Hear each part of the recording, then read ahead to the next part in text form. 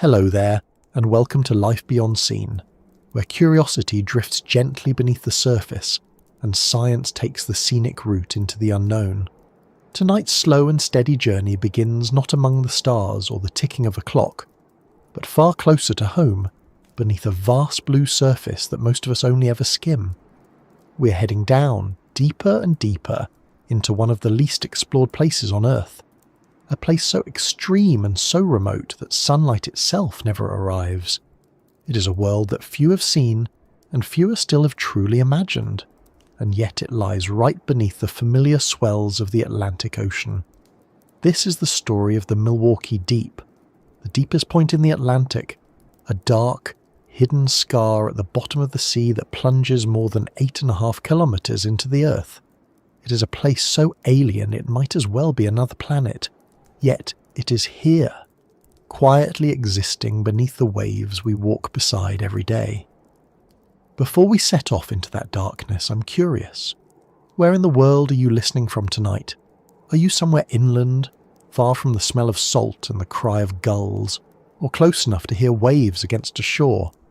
Have you ever stood on a beach and stared out toward the horizon, wondering what lies beneath that endless surface?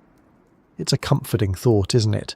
That even in a world mapped by satellites and crisscrossed by cables, there are still places so unknown, so untouched, that they remain largely a mystery.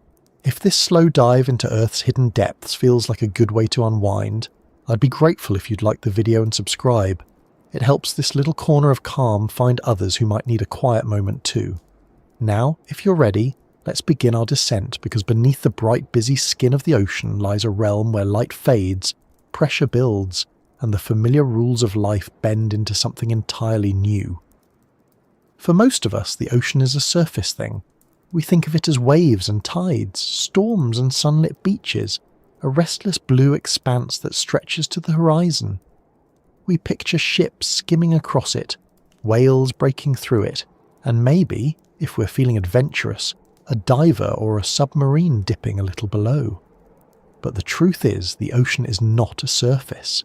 It's a vast vertical wilderness, a three-dimensional world that extends downward far beyond what our eyes or imaginations easily grasp. If you were to sail over the spot where the Milwaukee Deep yawns open in the Puerto Rico Trench, the water beneath you would stretch downward more than 27,000 feet, about 5 miles, into the Earth. To put that in perspective, if Mount Everest were placed inside the trench, its summit would still be more than a mile beneath the ocean's surface. The name Milwaukee Deep might not be familiar, even to people who know their geography well, and that's part of what makes it so intriguing. It sits quietly in the North Atlantic, just north of Puerto Rico, as part of a massive geological feature known as the Puerto Rico Trench. This trench is the deepest part of the Atlantic Ocean, formed by the slow, inexorable movement of Earth's tectonic plates. Here, the North American plate and the Caribbean plate meet and grind against each other, a colossal and ancient collision that has carved out a chasm deeper than almost anything else on the planet. Milwaukee Deep is the deepest point of that trench, a single, silent pocket of water so remote and hostile that only a handful of machines, and no humans, have ever been there. It's strange, isn't it, to think that our planet still holds places we've barely touched. We've walked on the moon, sent probes beyond the edge of the solar system, and built telescopes that peer into the beginnings of time itself, and yet, here on Earth, under the same oceans that cover more than 70% of our planet's surface, lie regions that remain almost entirely unexplored. The Milwaukee Deep is one of those places. It is part of what scientists call the Hadal Zone, a term derived from Hades, the Greek underworld, reserved for ocean depths below 6,000 meters. It is a realm of crushing pressure, total darkness, near freezing temperatures, and life forms so bizarre they might as well be science fiction. But it's also a place that holds answers about Earth's past, about how life adapts to extremes, and maybe even about how life began in the first place. Before we plunge toward the bottom, it's worth pausing to understand what makes such a place possible. The Earth's crust is not a single, unbroken shell. It's a mosaic of massive plates, slowly shifting and colliding atop a deeper molten mantle.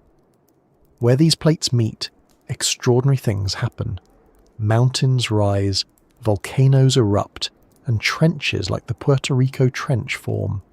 In the case of Milwaukee Deep, the North American plate is slowly sliding beneath the Caribbean plate in a process known as subduction.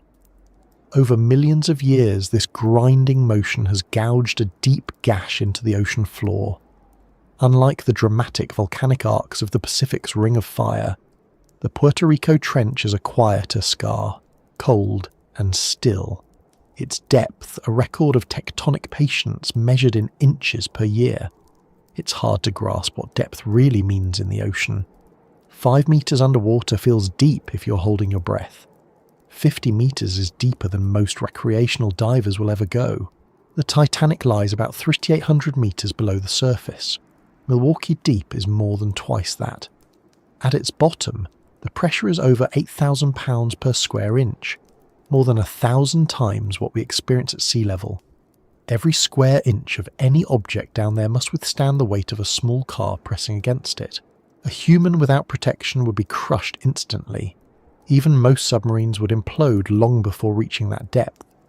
Only the most carefully engineered robotic vehicles, encased in titanium and glass spheres, have ever dared to visit. The first to measure and name the Milwaukee Deep were sailors aboard the USS Milwaukee, a US Navy cruiser conducting depth soundings in 1939. At the time, deep-sea exploration was still in its infancy, relying on weighted lines and rudimentary sonar. The cruise measurements revealed a startling depth of over 8,300 meters, a figure later refined by modern equipment but remarkable for its time. The name Milwaukee Deep stuck, a quiet nod to the ship that first glimpsed this hidden chasm. In the decades since, scientists have returned with more sophisticated tools, using multi-beam sonar and autonomous underwater vehicles to map the trench with increasing precision.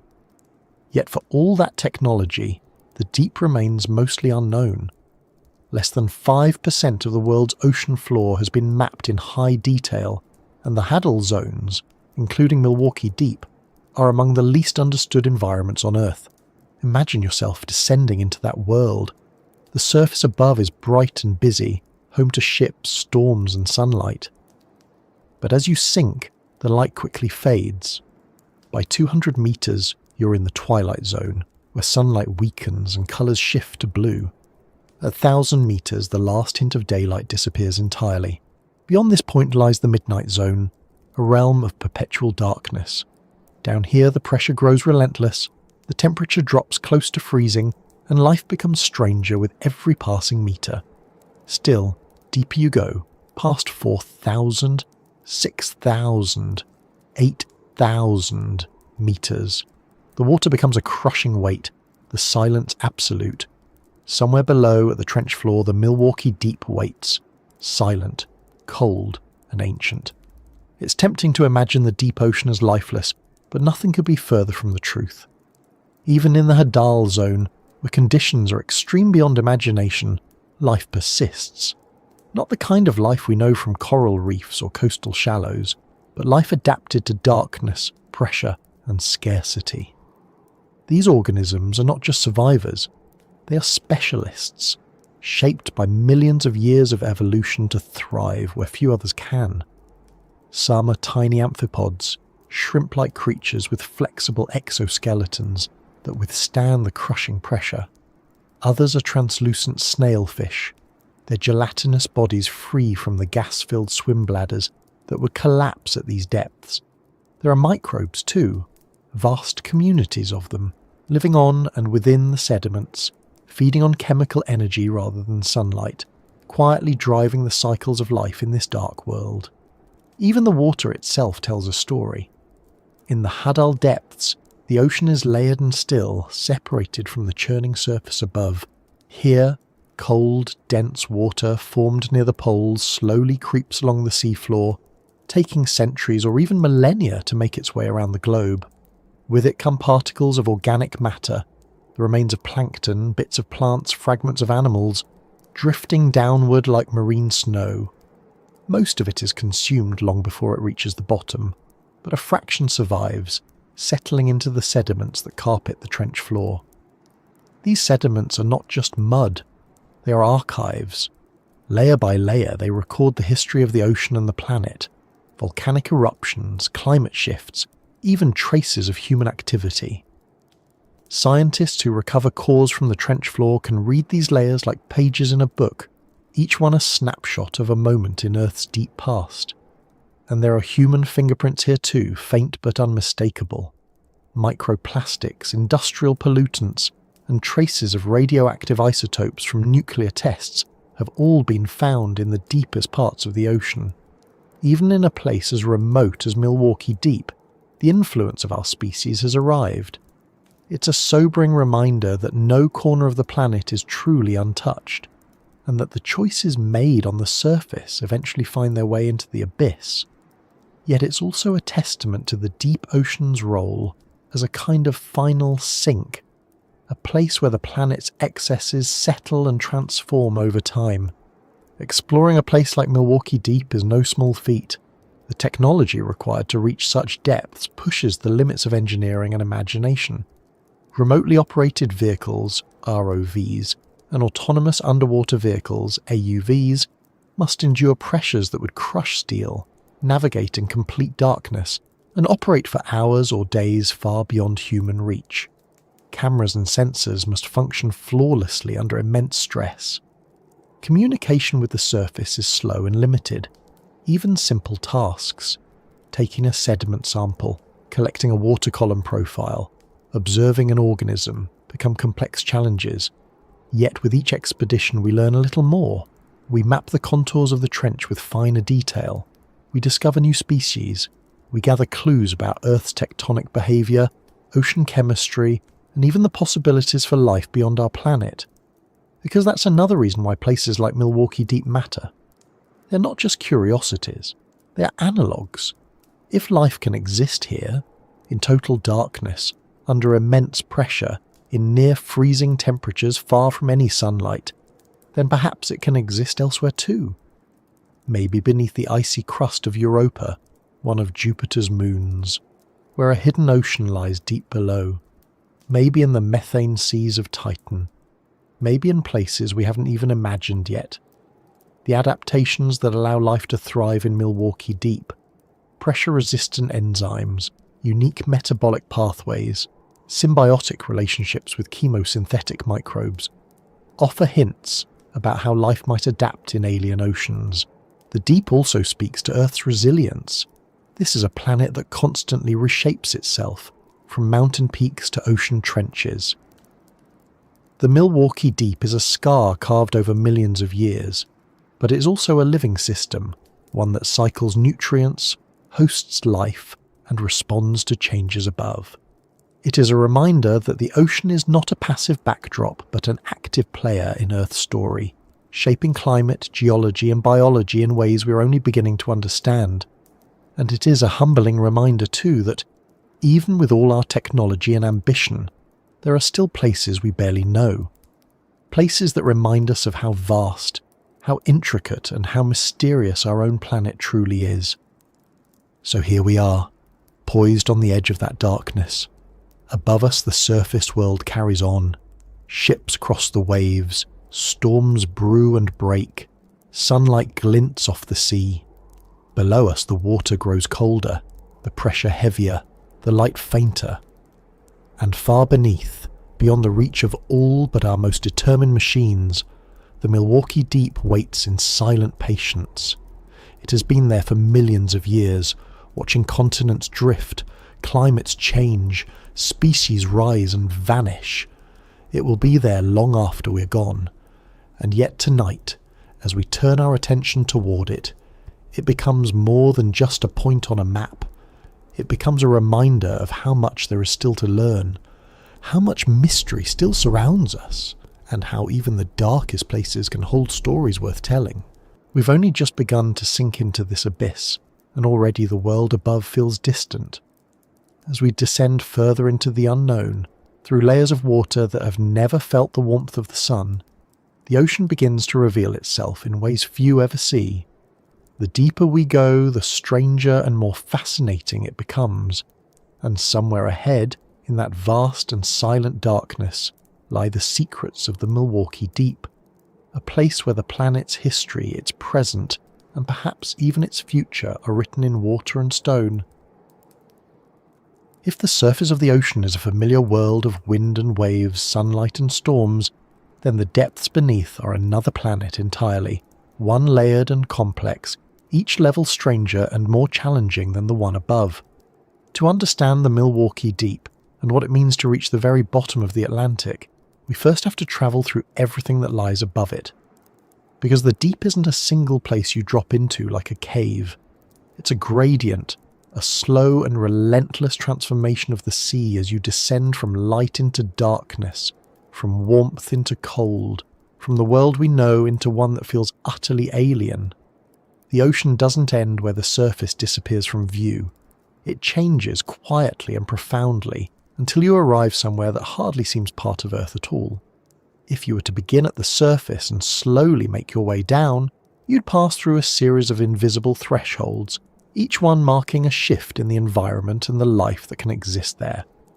The first is the epipelagic zone, often called the sunlight zone, and it extends from the surface down to about 200 meters. This is the ocean most of us know, the world of shimmering blue water, drifting plankton, darting fish, and the vast migrations of whales. Sunlight penetrates deeply enough here to support photosynthesis, fueling the entire marine food web. Everything from tiny phytoplankton to massive predators thrives in this bright and dynamic layer. It is busy, noisy, and alive, pulsing with energy from the sun. But beyond that point, the light begins to fade. The next layer, stretching from about 200 to 1,000 meters, is known as the mesopelagic zone, the twilight zone. Here, sunlight dwindles to a dim, ghostly glow, too weak to sustain photosynthesis. Colours shift as red light disappears first, leaving only shades of blue and green. It is a place of transition, where surface creatures venture downward and deep sea species rise at night to feed. This daily movement, known as the Deal vertical migration, is the largest animal migration on the planet, happening every day, unnoticed by most of us. Billions of fish, squid, and zooplankton travel hundreds of meters up and down in a ceaseless rhythm, following the light and the safety it brings. As you descend deeper still past 1,000 meters, you enter the bathypelagic zone, the midnight zone. Here, sunlight vanishes completely. The darkness is total and permanent. The pressure is immense, hundreds of times what we feel at sea level. Temperatures hover just above freezing. This region extends down to about 4,000 meters and is home to creatures that seem born from another world. Anglerfish with glowing lures, gulper eels with gaping jaws, and translucent jellyfish that pulse gently through the black. Many of them produce their own light through bioluminescence, creating a galaxy of flickering signals in the darkness, flashes to lure prey, attract mates, or confuse predators. It's a language of light in a world without sun. Beneath that lies the abyssopelagic zone, the abyssal plain, stretching from about 4,000 to 6,000 meters. The name is fitting. This is the largest habitat on Earth, covering more than half of the planet's surface, and yet it is almost entirely unexplored. Here, the seafloor flattens out into vast plains of fine sediment, broken occasionally by seamounts and ridges.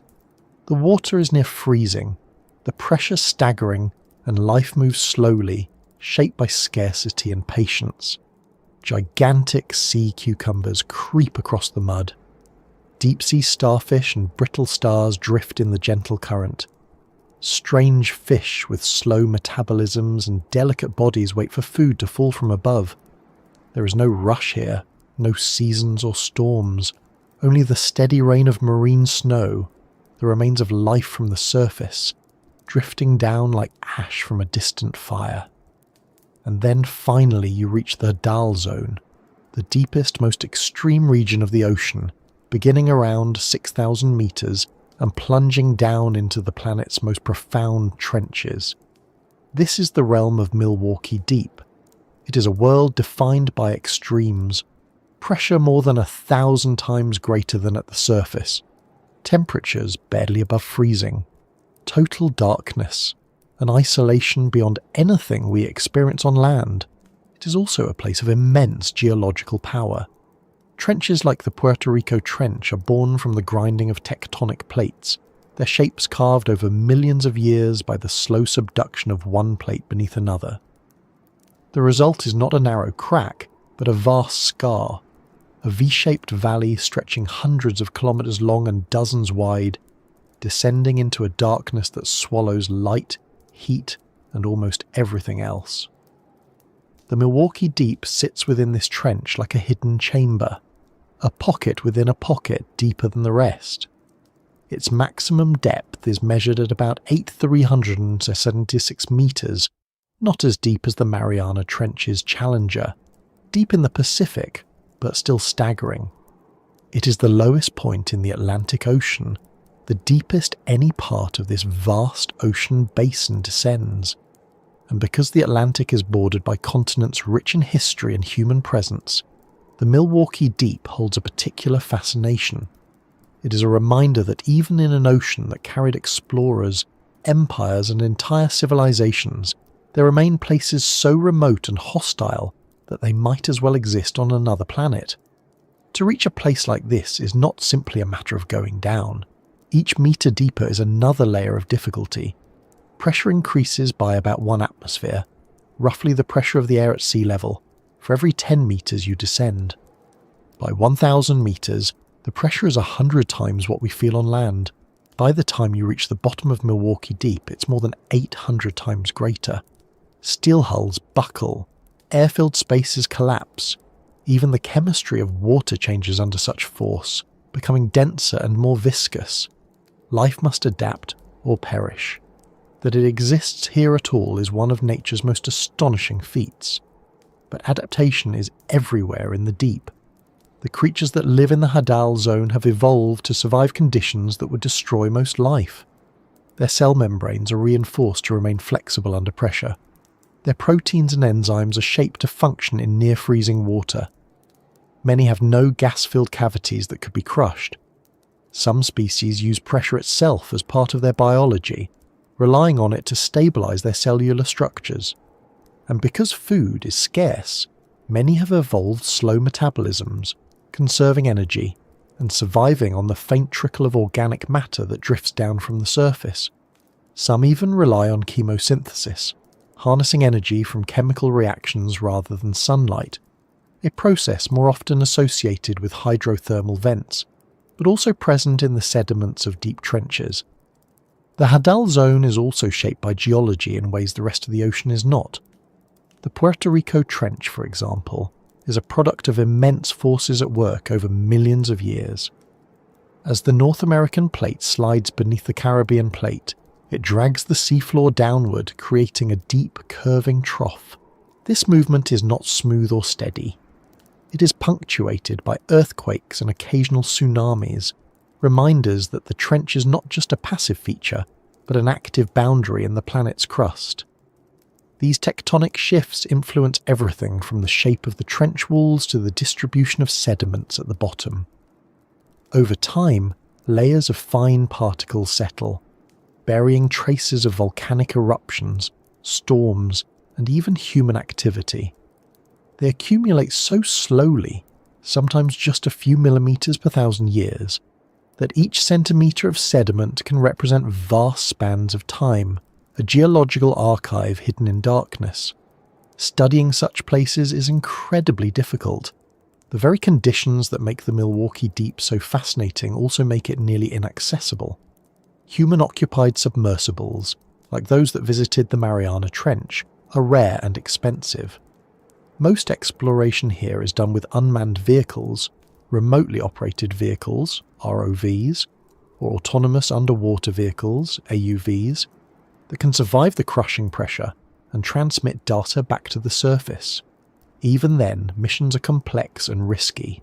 Communication signals weaken over such depths. Navigation is imprecise without GPS, which cannot penetrate water. Instruments must be built to function reliably in near-freezing temperatures and under immense stress. A single expedition can take years to plan and execute, and the smallest failure, a leak, a malfunctioning thruster, a software glitch, can mean the loss of a machine worth millions. Despite these challenges, our understanding of the Milwaukee Deep and other Hadal zones has grown dramatically in recent decades. Advances in sonar mapping have revealed the trench's contours in remarkable detail, showing steep walls, slumping sediment slopes, and occasional fault lines. Pressure-resistant landers, robotic platforms that sink to the seafloor and return to the surface after completing their missions, have captured high-resolution images and collected samples of water, sediment and organisms. These samples have revealed new species, unexpected chemical processes, and even traces of pollutants carried from thousands of kilometers away. Each discovery is a reminder that even in the planet's most remote corners, the reach of the surface world is felt. One of the most striking revelations from these explorations is just how connected the deep ocean is to the world above. The Milwaukee Deep is not isolated from the rest of the planet. It is shaped by what happens at the surface, by climate patterns, ocean currents, and even human activity. Organic matter that begins as a bloom of plankton near the surface can, over weeks or months, sink slowly to the trench floor, feeding the organisms that live there. Microplastics shed from synthetic fabrics and packaging can travel across oceans and settle into Hadal sediments. Even radioactive isotopes from nuclear tests conducted decades ago have been detected in deep-sea trenches.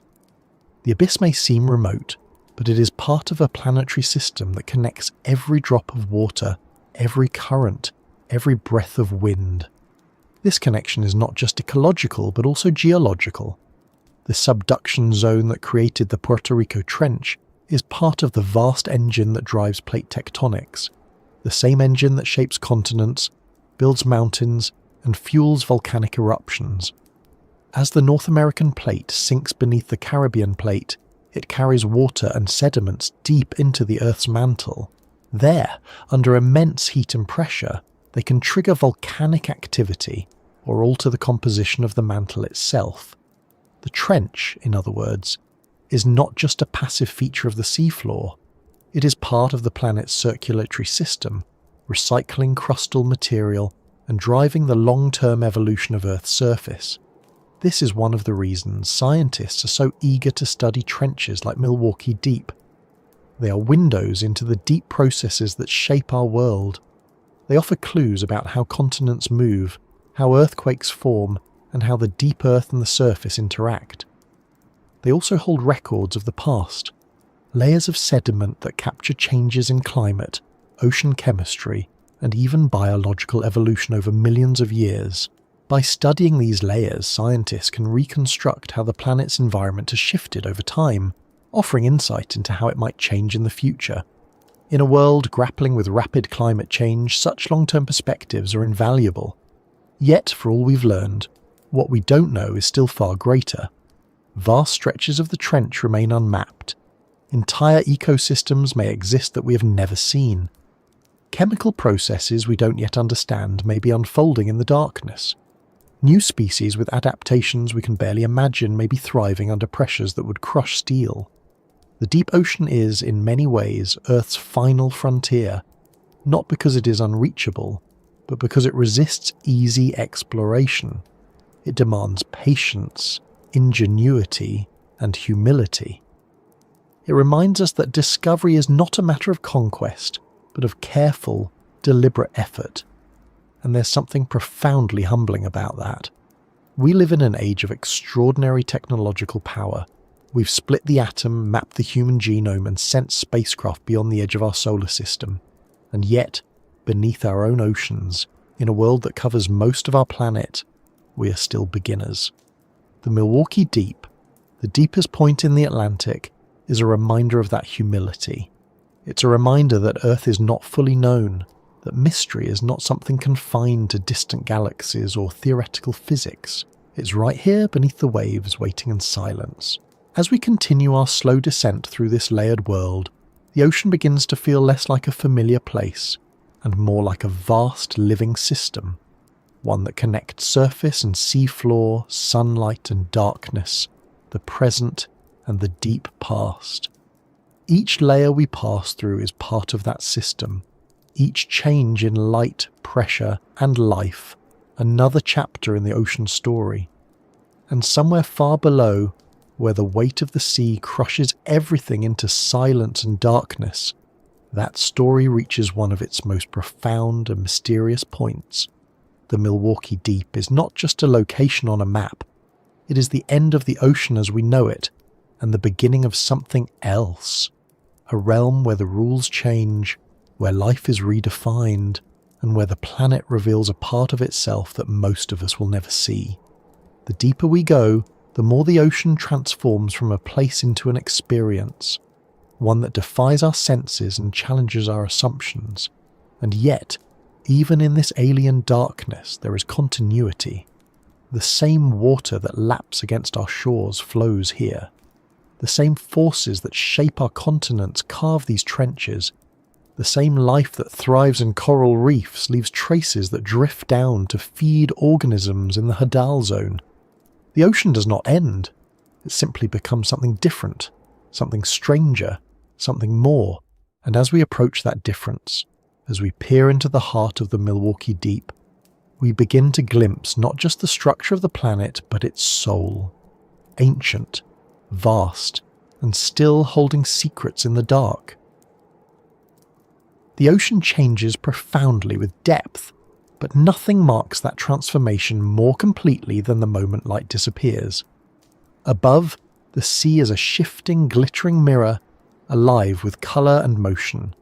Sunlight spears through the surface, scattering into rippling beams that dance over shoals and coral and the silver bodies of schooling fish. Even as you descend into the twilight zone, there's still a sense of connection to the world above, a dim blue glow that speaks of the surface just out of reach. But then, slowly, inevitably, that connection fades. By 1,000 meters, the light is gone.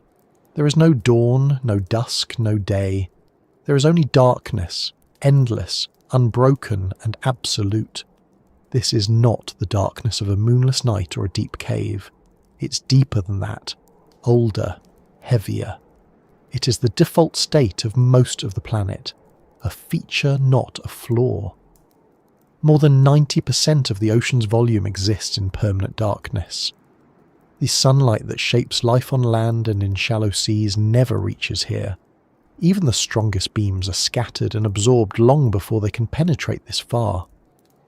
The deep ocean exists in a perpetual midnight, a world without seasons or shadows, where the rhythms of day and night are meaningless.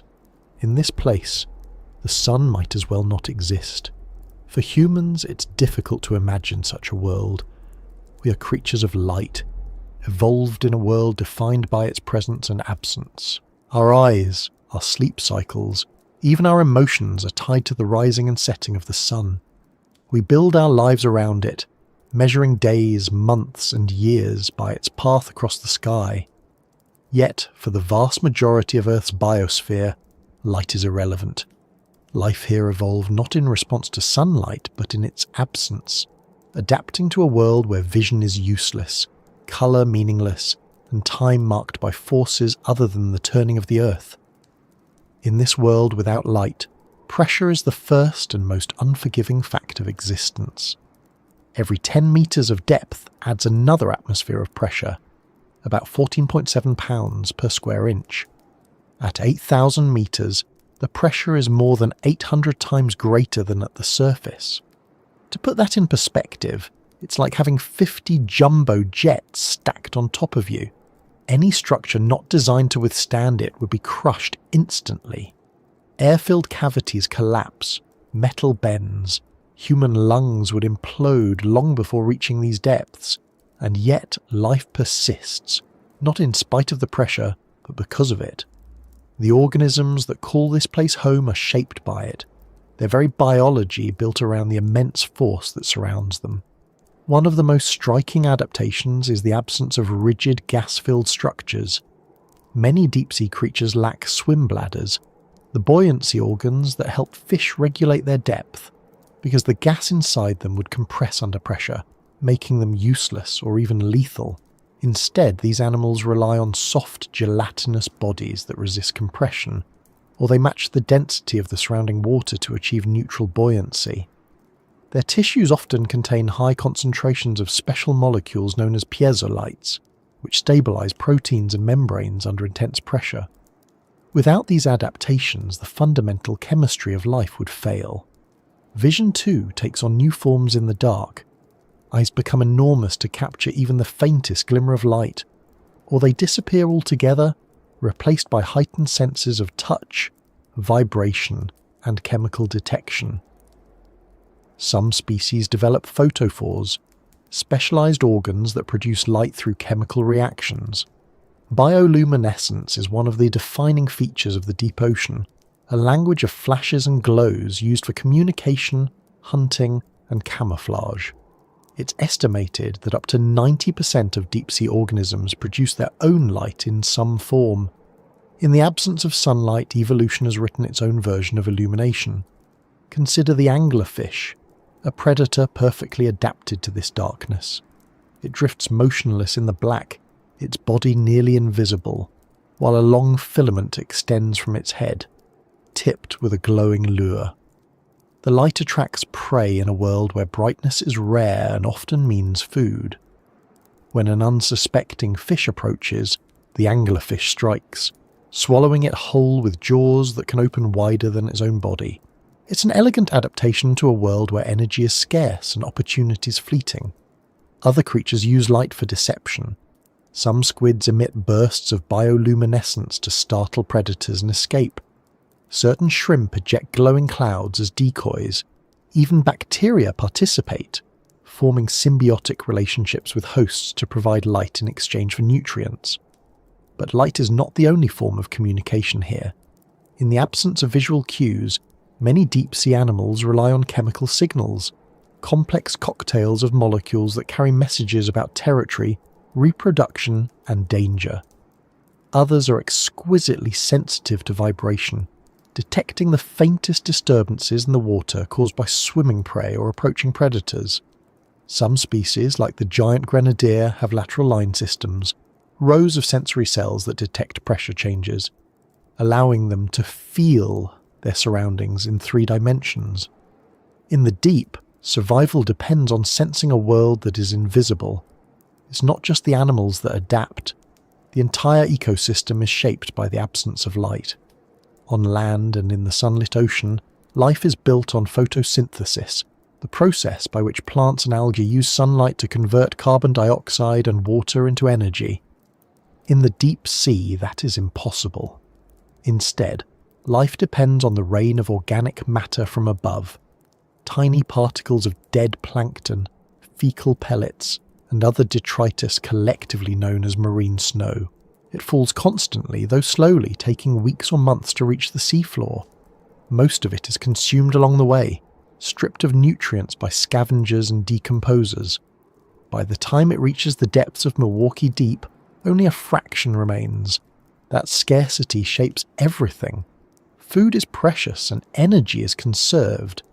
Many deep-sea creatures grow slowly, reproduce infrequently, and live long lives. Some fish mature over decades and may live for more than a century.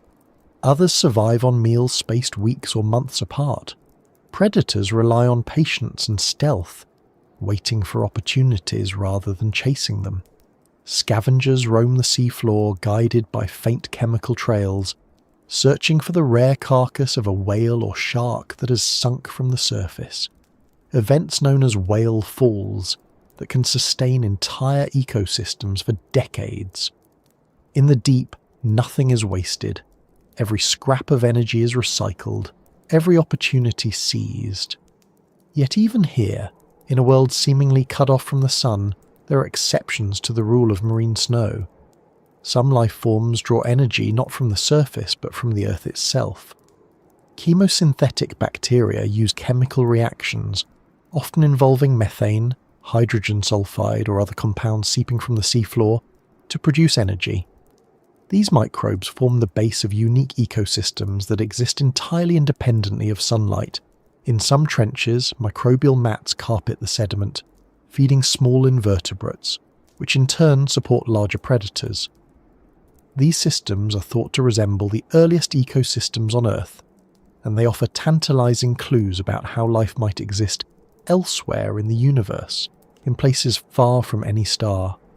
The geology of the deep also plays a role in shaping this lightless world. The Puerto Rico Trench, home to Milwaukee Deep, is not a flat, featureless plain.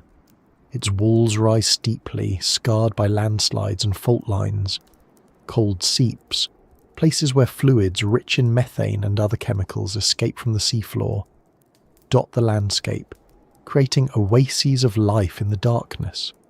Earthquakes occasionally shake the trench, sending clouds of sediment billowing into the water and triggering underwater avalanches that reshape the terrain. Even the slow drift of tectonic plates leaves its mark, altering the shape of the trench over millions of years. This is a dynamic world, not a static one. A place where change happens slowly but relentlessly. The silence here is profound. Sound behaves differently under pressure, travelling farther and faster through the dense water. Many deep-sea creatures rely on low-frequency sounds to communicate, sounds that can carry for kilometres through the dark. Scientists studying these depths have detected mysterious noises, long, low moans and sharp, percussive clicks, whose sources remain unknown. Some are likely geological, the groaning of shifting plates or the rumble of distant earthquakes.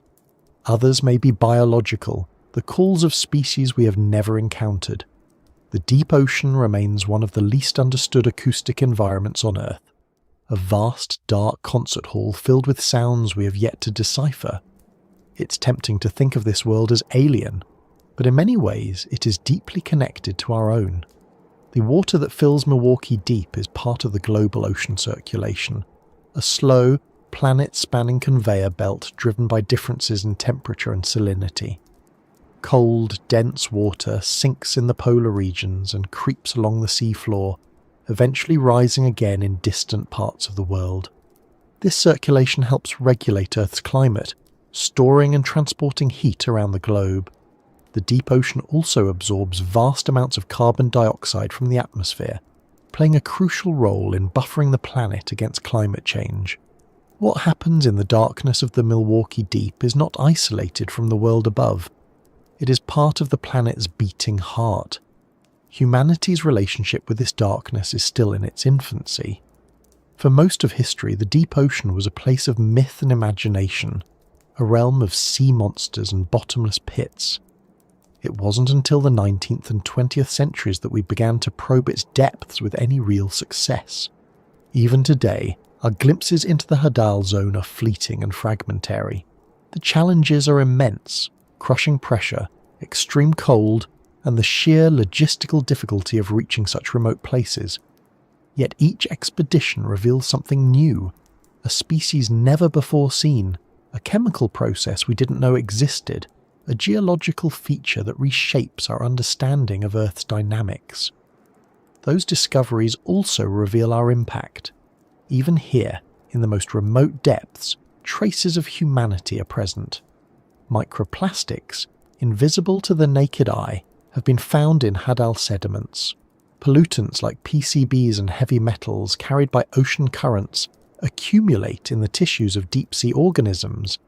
Even carbon from fossil fuel emissions dissolved into the ocean eventually reaches these depths, altering the chemistry of the water and the sediments. The deep is not untouched. It is part of the same interconnected system that links rivers and rain, forests and cities, surface and abyss. This raises important questions about our future relationship with the deep ocean. As technology advances, industries are eyeing the seabed as a source of valuable minerals, cobalt, nickel, rare earth elements, essential for batteries and electronics. Some of these resources lie in deep-sea sediments or on the slopes of trenches like the Puerto Rico Trench. Extracting them would be technically challenging and environmentally risky. Disturbing sediments could release stored carbon or disrupt fragile ecosystems. Noise and light from mining operations could affect species that have evolved in silence and darkness for millions of years. The consequences are difficult to predict because we understand so little about how these ecosystems function.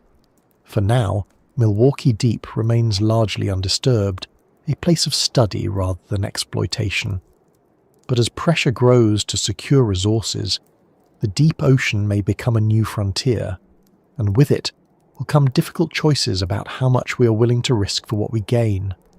Protecting places like this is not just about preserving biodiversity, it's about safeguarding a part of Earth's life support system, one that we depend on in ways we barely understand. It's about recognizing that even the darkest corners of our planet are connected to our lives in ways that matter profoundly. And perhaps that's the most remarkable thing about this world without light. It is not empty, it is not lifeless, it is not irrelevant. It is a vital part of Earth's story, ancient, dynamic, and deeply connected to everything else. It challenges our assumptions about what life needs and where it can exist. It reveals the power of adaptation, the resilience of ecosystems, and the complexity of the planet we call home. It reminds us that the boundaries we imagine, between light and dark, surface and depth, life and void, are often less absolute than they seem. As we drift deeper into this darkness, the ocean becomes less a place and more a presence, vast, silent, indifferent, and yet essential. It holds the weight of history, the memory of geological forces, the traces of life that lived and died above. It is a place where time moves differently, where change is measured not in days or seasons, but in millennia. And somewhere, far below, in the stillness of Milwaukee Deep, the story of the ocean, and perhaps of life itself, continues to unfold, unseen and uninterrupted. This darkness is not an end, it is a beginning. It is the backdrop against which everything else takes shape. The foundation of the ocean's structure, the cradle of its strangest forms of life, the stage upon which some of Earth's most profound processes play out. And as we continue our descent into this realm without light, we move closer to understanding not just the deep ocean, but the planet itself, its history, its dynamics, and its astonishing capacity for life in even the most unlikely places. There's something uniquely human about our urge to go deeper. We climb mountains because they're there. We send spacecraft into the void because the horizon isn't enough. And when it comes to the ocean, we are drawn to its depths with a mix of fear and fascination. Standing on a ship above the Puerto Rico Trench, it's impossible to imagine what lies beneath. The surface looks the same as anywhere else, a rolling expanse of water, maybe a few seabirds, the wind carrying salt across the deck. But below, more than 8 kilometers down, is a world we barely understand. To get there is not just a matter of depth, it's a journey through pressure, darkness, and time itself. It is, in the truest sense of the word, a descent, not just downward, but inward, into the hidden structure of our planet. The descent into a place like Milwaukee Deep begins long before anything enters the water. It starts with planning, because reaching the deepest parts of the ocean is one of the hardest things humanity has ever attempted. Every detail matters. Pressure at the bottom exceeds 8,000 times that at the surface, so any vessel or probe must be engineered to withstand forces that would crush a submarine like a tin can. Communication systems must operate in a medium that swallows radio waves and distorts sound. Navigation must be done without GPS, which cannot penetrate water. Every component, or from the smallest sensor to the thickest hull, that must be tested, retested, and tested again, because failure at 8,000 meters is not an inconvenience. It's the end of the mission. For most of history, such a descent was impossible. Humans could dive a few dozen meters with weighted stones, and later, with early diving suits, they pushed to perhaps 100 meters. The first real breakthrough came in the 20th century with the invention of bathyscarfs, freediving submersibles designed to carry humans into the deep.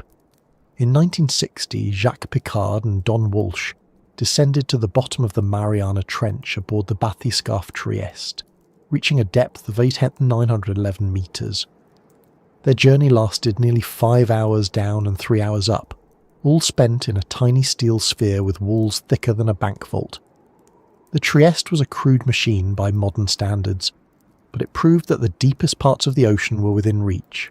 Since then, only a handful of crewed missions have ventured into the Hadal zone, and most exploration is now done by unmanned vehicles. If you were to ride one of these vessels into the Milwaukee deep, your journey would begin at the surface in calm blue water. The light would scatter in shifting patterns around you, fish darting just below, the hull rocking gently with the waves. Then the descent would begin. Motors would hum softly, ballast tanks releasing air, and the vessel would start to sink. Slowly at first, then faster, as gravity and buoyancy reached a balance. The water outside would grow darker and colder with every passing metre. The surface would fade from view within minutes, replaced by a vast blue emptiness. At 100 metres, the pressure is already 10 times greater than at sea level. Sunlight still filters down, but the colours begin to change. Reds and oranges disappear first, absorbed by the water. Yellows and greens fade next. By 200 metres, only blue remains, a pale ghost of the light above. Fish become rarer, and the first signs of the twilight zone appear, small, silvery creatures with large eyes, adapted to the dimness. Tiny plankton drift in slow spirals, and translucent jellyfish pulse gently in the gloom.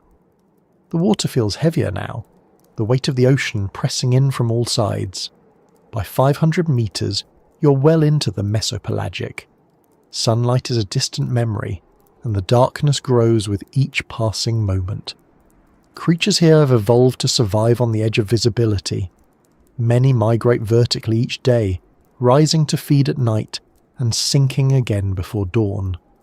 Some have light-sensitive organs tuned to the faintest glimmer from above.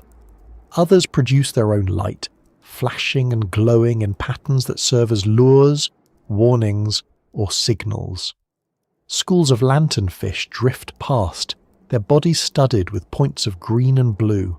A siphonophore, a colonial organism longer than a whale, floats in the distance, its bioluminescent tendrils trailing like a living chandelier. At 1,000 metres, you cross the boundary into the midnight zone. The last traces of sunlight are gone. The darkness is total. Outside, the temperature hovers just above freezing, and the pressure is crushing. It's an alien world now, and everything you see reflects that. The fish are fewer but stranger, elongated bodies, oversized jaws and needle-like teeth. Many are soft and gelatinous, lacking bones that would shatter under pressure. They drift rather than swim, conserving energy in a place where food is scarce. The silence is profound, broken only by the occasional creak of the hull as it adjusts to the increasing pressure. At 2,000 metres, the descent becomes more psychological than physical. The scale of the ocean starts to overwhelm the senses. You're surrounded by water in every direction, not just above and below, but stretching thousands of kilometres horizontally as well. The nearest surface is farther away than the top of Mount Everest is from sea level.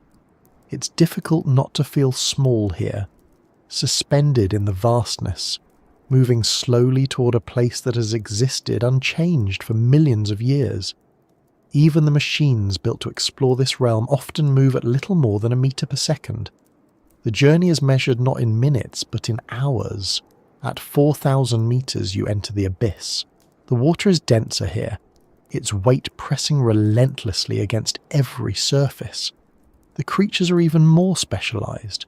Some are blind, relying entirely on vibration and chemical cues. Others have evolved transparent bodies to remain invisible in the darkness. The seafloor is still far below, but now and then you might see signs of its presence.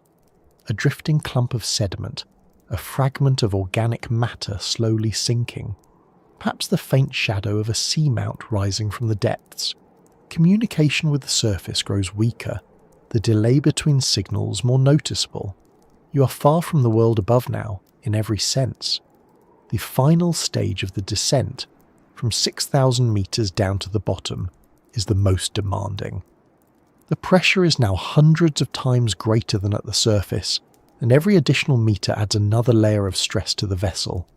The environment outside is nearly uniform, pitch black, near freezing, utterly silent, but subtle changes reveal themselves to the trained eye. The density of the water increases slightly. The composition of the microbial life shifts. The chemical gradients near the seafloor become more pronounced, and then, slowly, the bottom begins to appear. At first, it's just a faint haze, a reflection of the submersible's lights on suspended particles. Then, as you draw closer, the seafloor emerges from the dark, a pale, undulating plain stretching into the distance. Touching down at the bottom of Milwaukee Deep is an experience few have ever had. The descent may have taken more than 4 hours, yet the stillness of the seafloor makes time feel irrelevant. The sediments here are soft and fine, a mixture of mineral particles, organic matter and microscopic shells that have drifted down over millennia. They are undisturbed, shaped only by slow currents and the occasional fall of debris from above. It is a landscape without weather, without waves, without light. A place where change happens at a glacial pace. A footprint here could last for centuries, and yet, this is not an empty world. Even here, nearly 9 kilometers below the surface, life persists. Small amphipods scuttle across the sediment, feeding on detritus. Strange, translucent snailfish hover just above the bottom, their bodies adapted to the immense pressure. Tiny worms burrow through the mud, processing organic material that has drifted down from the surface. Bacterial mats spread across patches of sea floor, harnessing chemical energy from the sediments. It is a sparse ecosystem, but a resilient one, built on efficiency and adaptation. Every organism here is a testament to life's ability to endure. The seafloor itself tells a story as well. It is not flat, but gently sloping, shaped by landslides and sediment flows from the trench walls. Occasional mounds mark places where methane seeps through the sediment, feeding chemosynthetic communities. In some areas, layers of sediment are disturbed by tectonic activity, evidence of earthquakes that ripple through the trench as the North American and Caribbean plates grind against each other. Even here, in the deepest part of the Atlantic, the Earth is not still. It shifts and breathes, reshaping the landscape over millennia. If you were to gather a sample of that sediment and analyze it, you would find a record stretching back hundreds of thousands of years. Layer upon layer, each one laid down by the slow rain of particles from above. Some layers might contain microscopic shells from plankton that lived when the climate was warmer or colder. Others might carry traces of volcanic ash from distant eruptions. Still others could hold the faint signature of human activity. Carbon from the burning of fossil fuels, radioactive isotopes from nuclear tests, microplastics from the breakdown of synthetic materials. Even here, far from human eyes, the fingerprints of our species are present. The descent into the Milwaukee Deep is not just a physical journey. It's a journey through time and scale, through the limits of what life can endure and what technology can achieve. It forces us to confront the vastness of the ocean and the complexity of the planet. It challenges our assumptions about where life can exist and how it adapts. And it reminds us that Earth is not fully known, that even now in the 21st century there are places we have barely touched. The experience also changes how we think about the ocean as a whole. It's easy to think of the sea as a surface phenomenon, waves, tides and currents. But descending into the Hadal Zone reveals it as something else entirely, a vast interconnected system that spans from the air above to the rocks below. The surface and the deep are not separate worlds but parts of the same whole, linked by currents, chemistry and life. The particles that drift down from the surface feed the organisms in the depths. The water that sinks here helps drive the global circulation that shapes climate. The tectonic forces that create trenches like Milwaukee Deep also build mountains and trigger earthquakes on land. The ocean is not just water, it is a process, a system, a living part of the planet. The descent also changes how we think about ourselves. Humans evolved on land in air and sunlight. Our senses, our physiology, even our psychology are tuned to that environment. The deep ocean is profoundly different. It is hostile to our bodies, alien to our senses, and indifferent to our presence. Yet, with ingenuity and persistence, we've found ways to enter it, to study it, to learn from it. Each descent into a place like Milwaukee Deep is a reminder of both our limitations and our capabilities. We are fragile creatures, yet we build machines that can withstand the weight of the ocean. We are bound to the surface, yet we reach into the abyss. We are finite beings, yet we seek to understand the infinite. It's worth noting too that every descent is temporary. No vessel can stay in the Hadal zone indefinitely. Batteries drain, materials fatigue, and communication becomes increasingly unreliable. After a few hours on the seafloor, the ascent must begin. Ballast is released, and the vessel slowly rises. The darkness remains, but the pressure eases with each meter. The temperature warms slightly. Faint traces of light return. The journey upward is often faster than the descent, but it feels longer, the mind still lingering on the vastness below. And yet, even as the vessel surfaces and the bright world returns, something fundamental has changed. The ocean is no longer just a flat expanse of water. It is a vertical universe, layered and complex, filled with life and history and mystery. The descent into Milwaukee Deep reveals not just the structure of the ocean, but its depth. Not just in kilometers, but in meaning.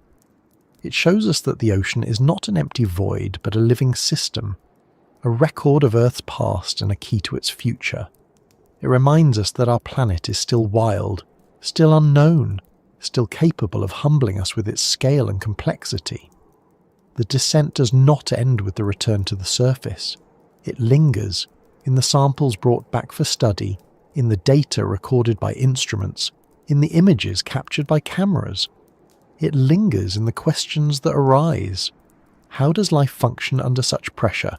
What chemical processes unfold in the sediments? How do earthquakes shape the trench over millennia? What secrets are still hidden in the darkness? Each descent answers some questions and raises many more. It deepens our understanding and sharpens our curiosity. It invites us to return, to explore further, to look closer. And so, the descent into Milwaukee Deep is not just a journey downward. It is part of a larger journey, one that stretches across disciplines and generations, from the first sailors who sounded the depths with weighted lines, to the engineers building the next generation of deep-sea robots. It is a journey that connects geology and biology, physics and chemistry, history and future. It is a journey that reminds us that even on a planet we call home, there are still frontiers left to explore. The ocean is vast, and its deepest places are more than just measurements on a chart. They are places where Earth's most powerful forces collide, where life bends the rules of biology, where time slows and memory accumulates grain by grain. The descent into Milwaukee Deep is a way of touching that reality, of coming face to face with the planet's most extreme environments. And though we surface again, we carry that experience with us, the weight of the water, the silence of the dark, the vastness of the unknown. A reminder that there is always more to discover, more to learn, more to see. The journey downward is over for now, but the story continues. The ocean still has more to reveal, more secrets hidden in its blackest depths. And as we turn our attention from the act of descent to the world that waits there, we step deeper into the mystery. Because reaching the bottom is not the end of the exploration. It's just the beginning of understanding what it means to exist in a place where sunlight never reaches, where pressure rules every living thing, and where life has carved out a niche in the most unlikely of environments. That's where we're headed next, into the hidden communities and strange forms that call the bottom of the Atlantic home, and into the questions they raise about life itself. Far above the silence of Milwaukee Deep, the surface of the Atlantic never rests. Wind stirs the water into endless motion, storms march across the horizon, rivers pour their sediment and nutrients into the sea, and life blooms and dies in chaotic abundance. From a ship looking out over that restless expanse, it's easy to believe that whatever happens at the bottom of the ocean must be cut off from this frenzy, sealed away in a world of darkness and pressure. But that's not how the ocean works. The deep is not a closed chamber. It's a vast interconnected system, and the fingerprints of the surface reach all the way to the trench floor. Even in the quietest, darkest corners of Milwaukee Deep, traces of the surface world are present, faint, scattered, transformed by the journey, but unmistakable. These are the ghosts of the surface, the echoes of distant events and vanished lives, drifting down through the water column to shape a realm they will never see. The most constant of these ghosts is marine snow. It's an unremarkable term for something extraordinary, a slow, steady rain of particles that drifts down from the surface to the sea floor. Most of it is tiny, the remains of plankton, bits of dead algae, fecal pellets, fragments of mucus, small scraps of tissue and shell. It forms when microscopic life at the surface blooms in the sunlight, feeds, dies, and begins to sink. What starts as a vibrant sunlit ecosystem ends as a gentle snowfall in the darkness below. This rain never stops. Every second of every day, particles are falling, a continuous thread linking surface and abyss. Most are consumed on their way down by scavengers and decomposers in the upper layers, but a fraction survives the journey, descending over weeks or months until it settles on the trench floor. For the organisms of Milwaukee Deep, marine snow is the foundation of life. It may seem insignificant, a grain here, a fragment there, but over time it accumulates into layers of sediment that blanket the sea floor. Each flake of snow carries with it the chemical signature of the surface: carbon from photosynthesis, nitrogen from decomposition, trace elements from terrestrial dust. As it settles, it becomes part of the deep-sea ecosystem, feeding microbes that in turn support larger organisms. Without this slow rain of organic matter, the Hadal zone would be a biological desert. The creatures that live here, amphipods, polychaete worms, snailfish, and countless others, all depend on energy that began its journey in the light. But marine snow is more than just food. It is also a record. Each particle carries a story of the conditions at the surface when it was formed. A bloom of phytoplankton triggered by spring sunlight leaves a distinct chemical signature. A dust storm blowing off the Sahara adds iron and other minerals to the mix. A volcanic eruption can deposit layers of ash that settle into the sediments thousands of kilometers away. Over thousands of years, these layers build up like the pages of a book, preserving a history of the ocean and the planet. By drilling into the sediments at the bottom of Milwaukee Deep, scientists can read that history, reconstructing past climates, tracing shifts in ocean circulation, even identifying human impacts that reach into the most remote corners of the Earth. Some of those impacts are recent and unmistakable. Microplastics, invisible to the naked eye but ubiquitous in the modern ocean, have been found in the sediments of deep-sea trenches, including the Puerto Rico Trench. These tiny fragments, shed from synthetic fabrics, packaging, and industrial waste, drift through the water column just like marine snow. They accumulate in the same layers, become part of the same sedimentary record, and enter the same food webs. Amphipods collected from Hadal depths have been found with microplastics in their stomachs, proof that even organisms living nearly 9 kilometers beneath the surface are not isolated from human activity. Other pollutants like polychlorinated biphenyls, PCBs, and mercury also make their way into the deep, carried by ocean currents and biological transport. Their presence in trench sediments is a stark reminder that no part of the planet is untouched. Even the great rhythms of the surface, the seasons, the cycles of life and death, the shifting of climate, leave their mark in the deep. In temperate regions, the spring bloom of phytoplankton creates a surge of organic material that eventually sinks, delivering a pulse of energy to the abyss. In polar regions, the melting and freezing of sea ice alters the flow of nutrients, changing the composition of the marine snow. Over longer timescales, shifts in climate can change the patterns of circulation that carry water and nutrients into the deep ocean. During ice ages, for example, colder temperatures and lower sea levels altered the density and flow of deep water, changing the delivery of oxygen and carbon to the Hadal zone. Those changes are still visible today in the chemical composition of trench sediments, a ghostly record of climates long vanished. Even storms, brief chaotic events at the surface, can send echoes into the deep. Powerful hurricanes churn the upper ocean, stirring up sediments and organic matter that begin their slow descent. Landslides triggered by heavy rains or earthquakes can send massive plumes of debris cascading down continental slopes and into the deep basins. These turbidity currents, as they're known, are among the most dramatic events in the deep ocean. They can travel hundreds of kilometers across the seafloor, carving channels and depositing thick layers of sediment in trenches like the Puerto Rico Trench. In the geological record, these layers stand out as sharp boundaries, sudden, chaotic deposits among the slow, steady accumulation of marine snow. Each one marks a moment when the surface intruded violently into the deep. The biological ghosts of the surface are just as pervasive. Most of the carbon that fuels deep-sea life began as a living thing in the sunlight zone. Tiny phytoplankton harnessed solar energy to grow and divide. Zooplankton fed on them.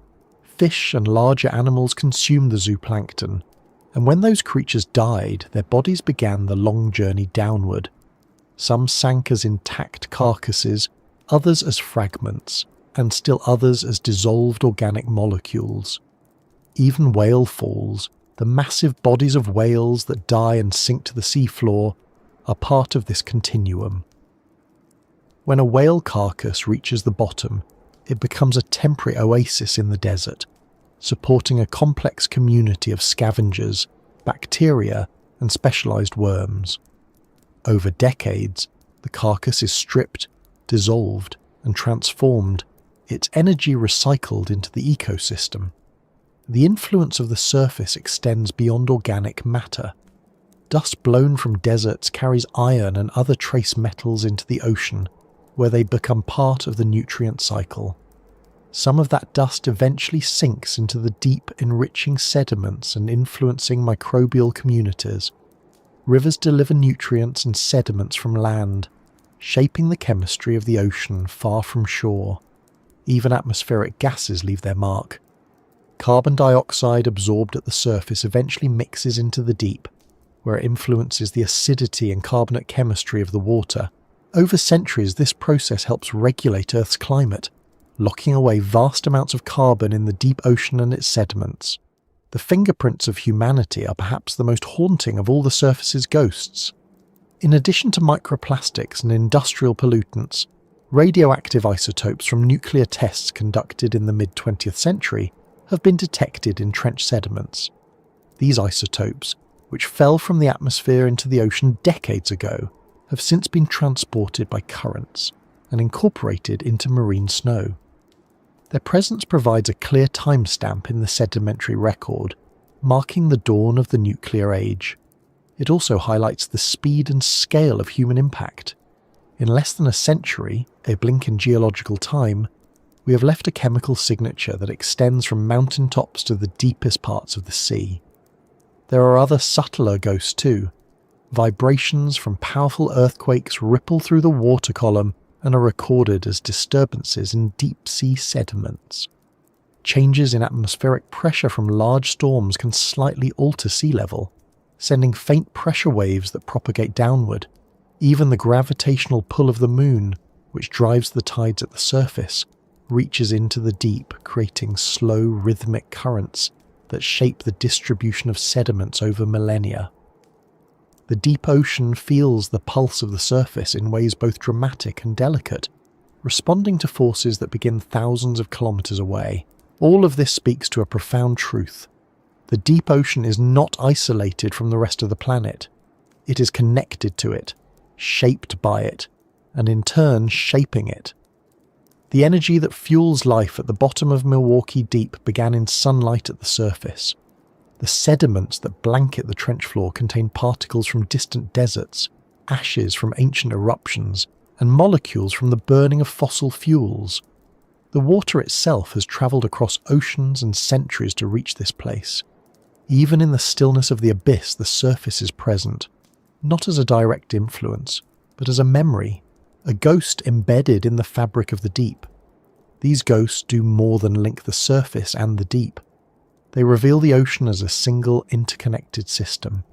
The same currents that carry warm water to polar regions also transport nutrients and oxygen to the Hadal zone. The same biological processes that drive blooms at the surface sustain microbial life in the trench.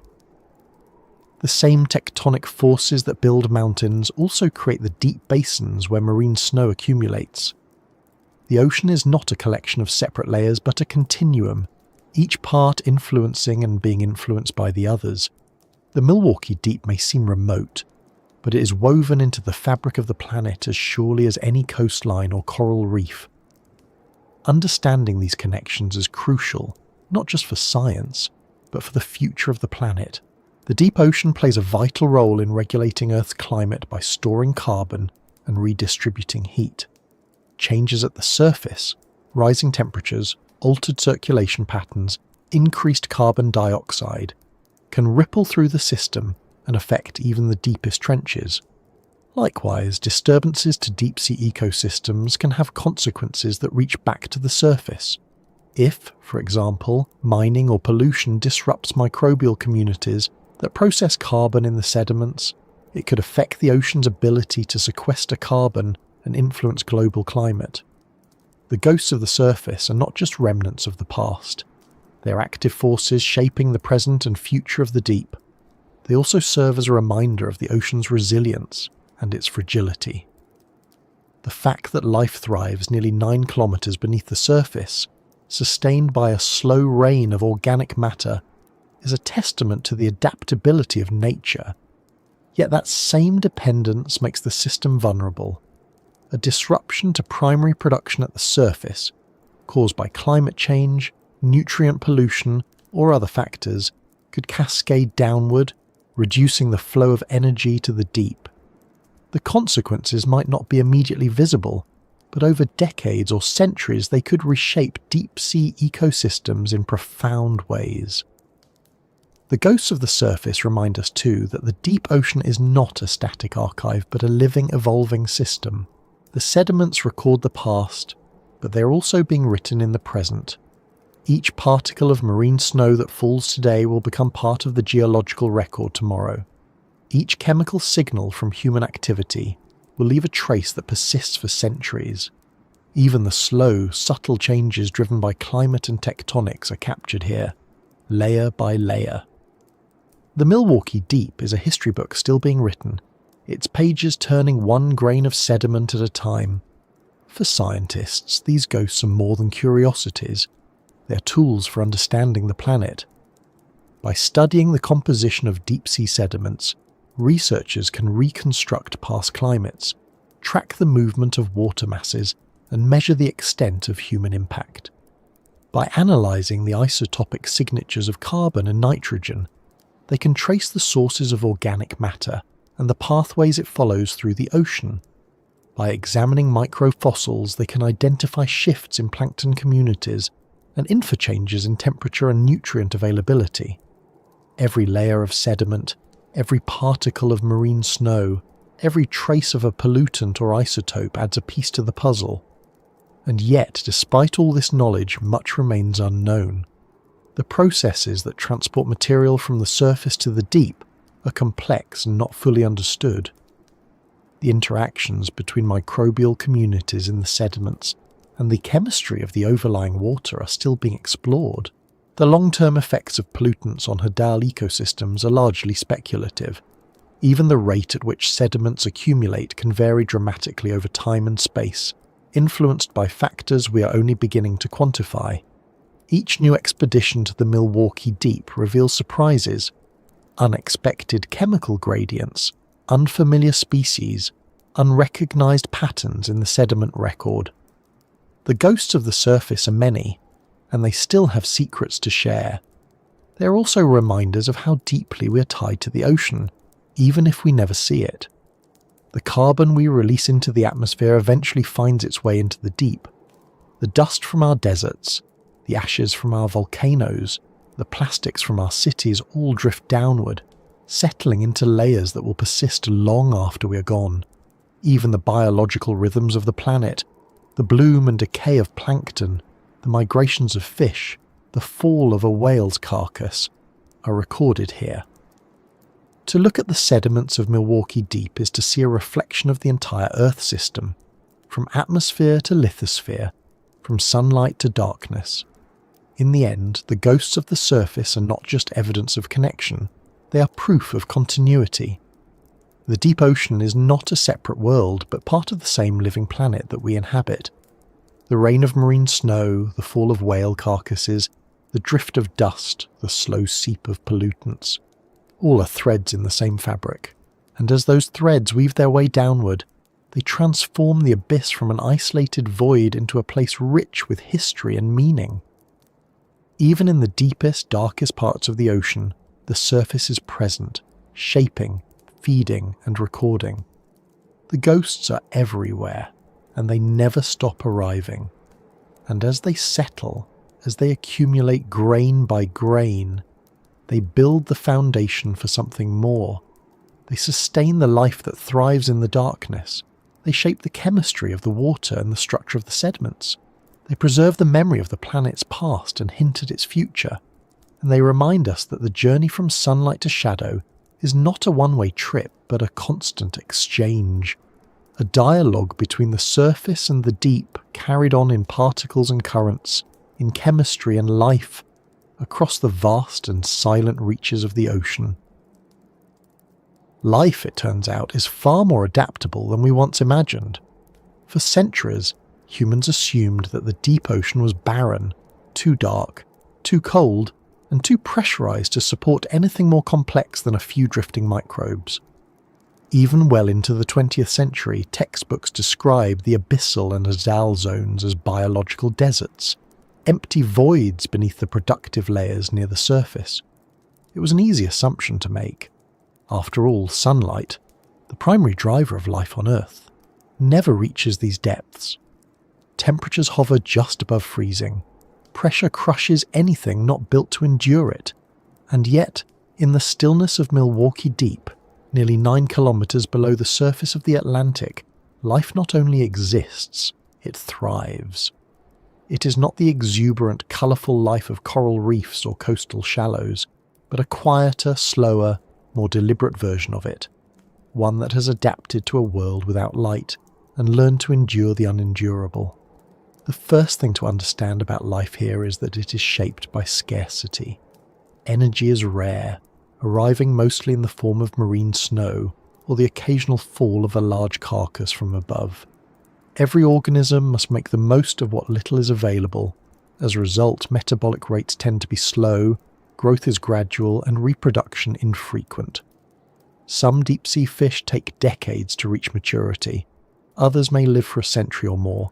Many invertebrates grow so slowly that their lifespans stretch beyond anything we see in shallower waters. Time itself feels different here, stretched and elongated by the scarcity of energy. Yet scarcity does not mean simplicity. The ecosystems of Milwaukee Deep are complex and interconnected, built on a web of interactions as intricate as any found at the surface. At the base of that web are microbes, bacteria and archaeum that live within the sediments and on the seafloor. Some feed on the organic matter delivered by marine snow, breaking it down and recycling its nutrients.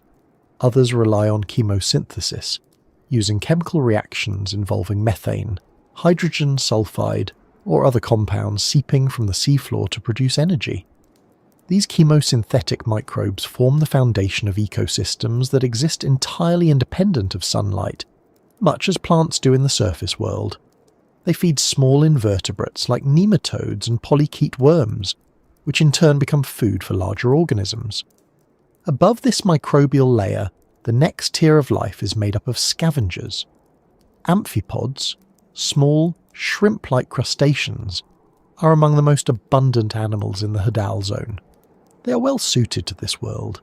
Their bodies are flexible enough to resist the crushing pressure, and they can tolerate a wide range of temperatures and chemical conditions. Amphipods feed on almost anything they can find, from particles of marine snow to the remains of larger animals. They are opportunists in the truest sense, thriving in an environment where meals are unpredictable and infrequent.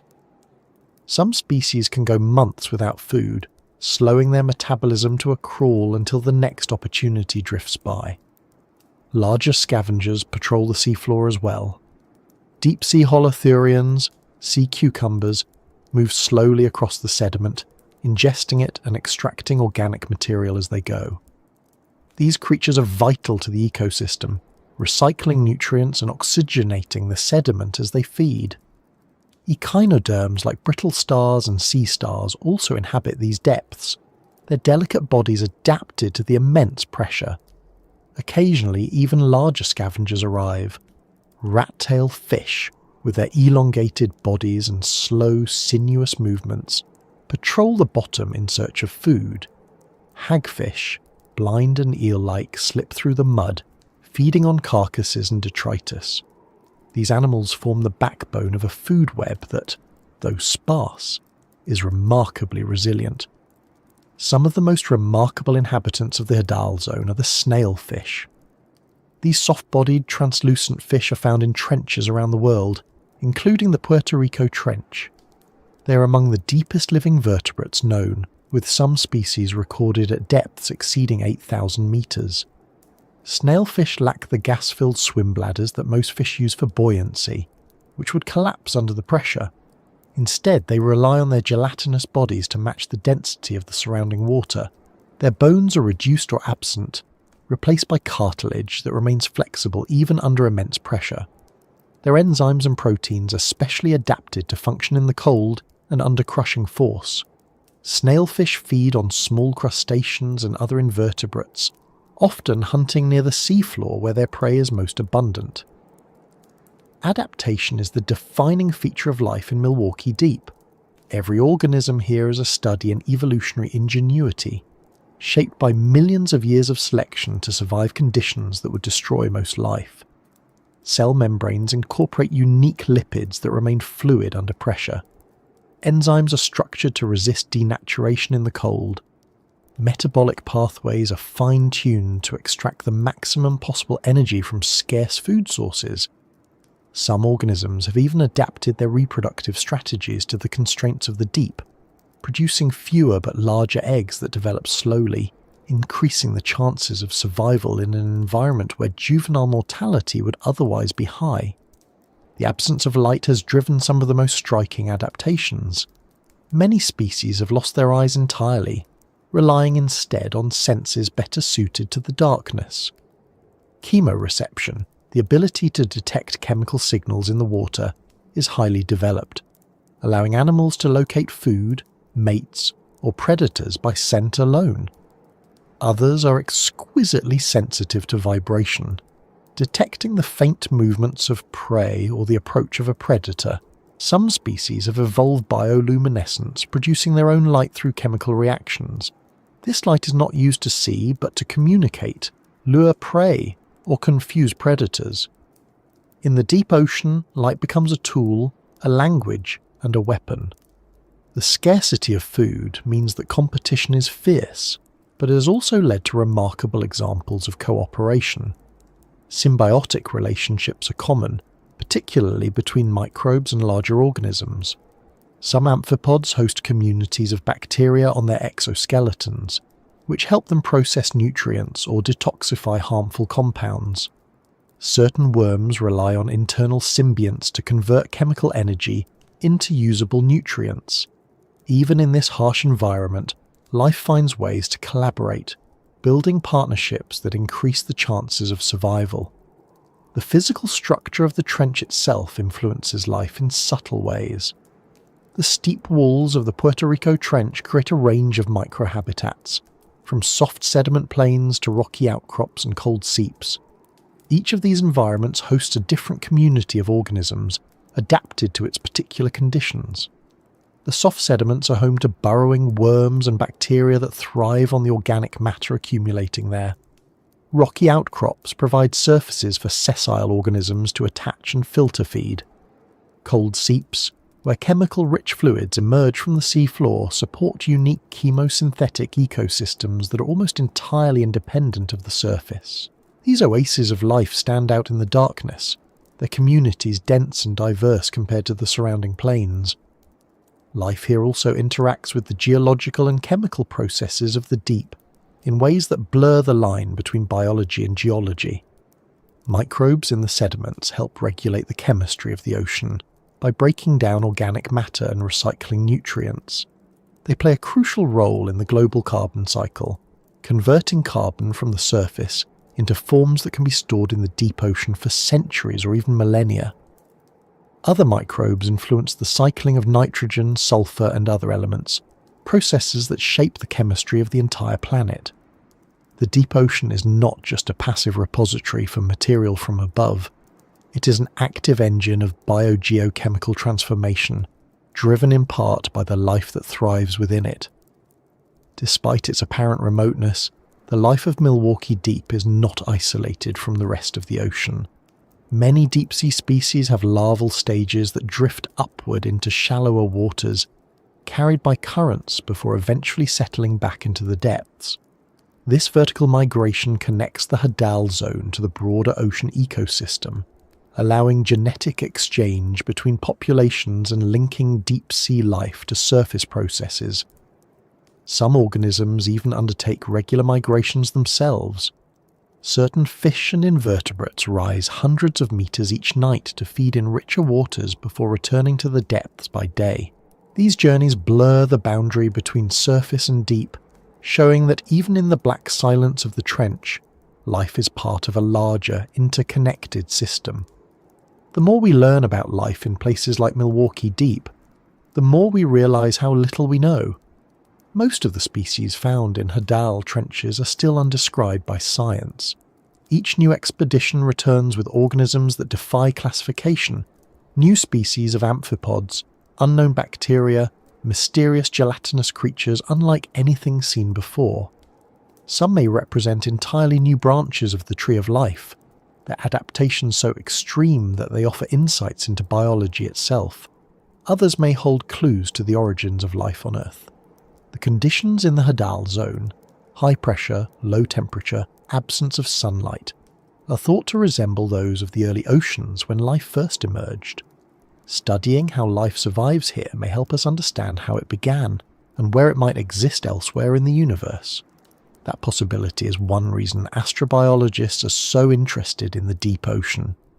If life can thrive in Milwaukee Deep, where sunlight never penetrates and pressure crushes everything we know, then it may also thrive beneath the icy crust of Europa, one of Jupiter's moons, where a vast ocean lies hidden beneath kilometers of ice.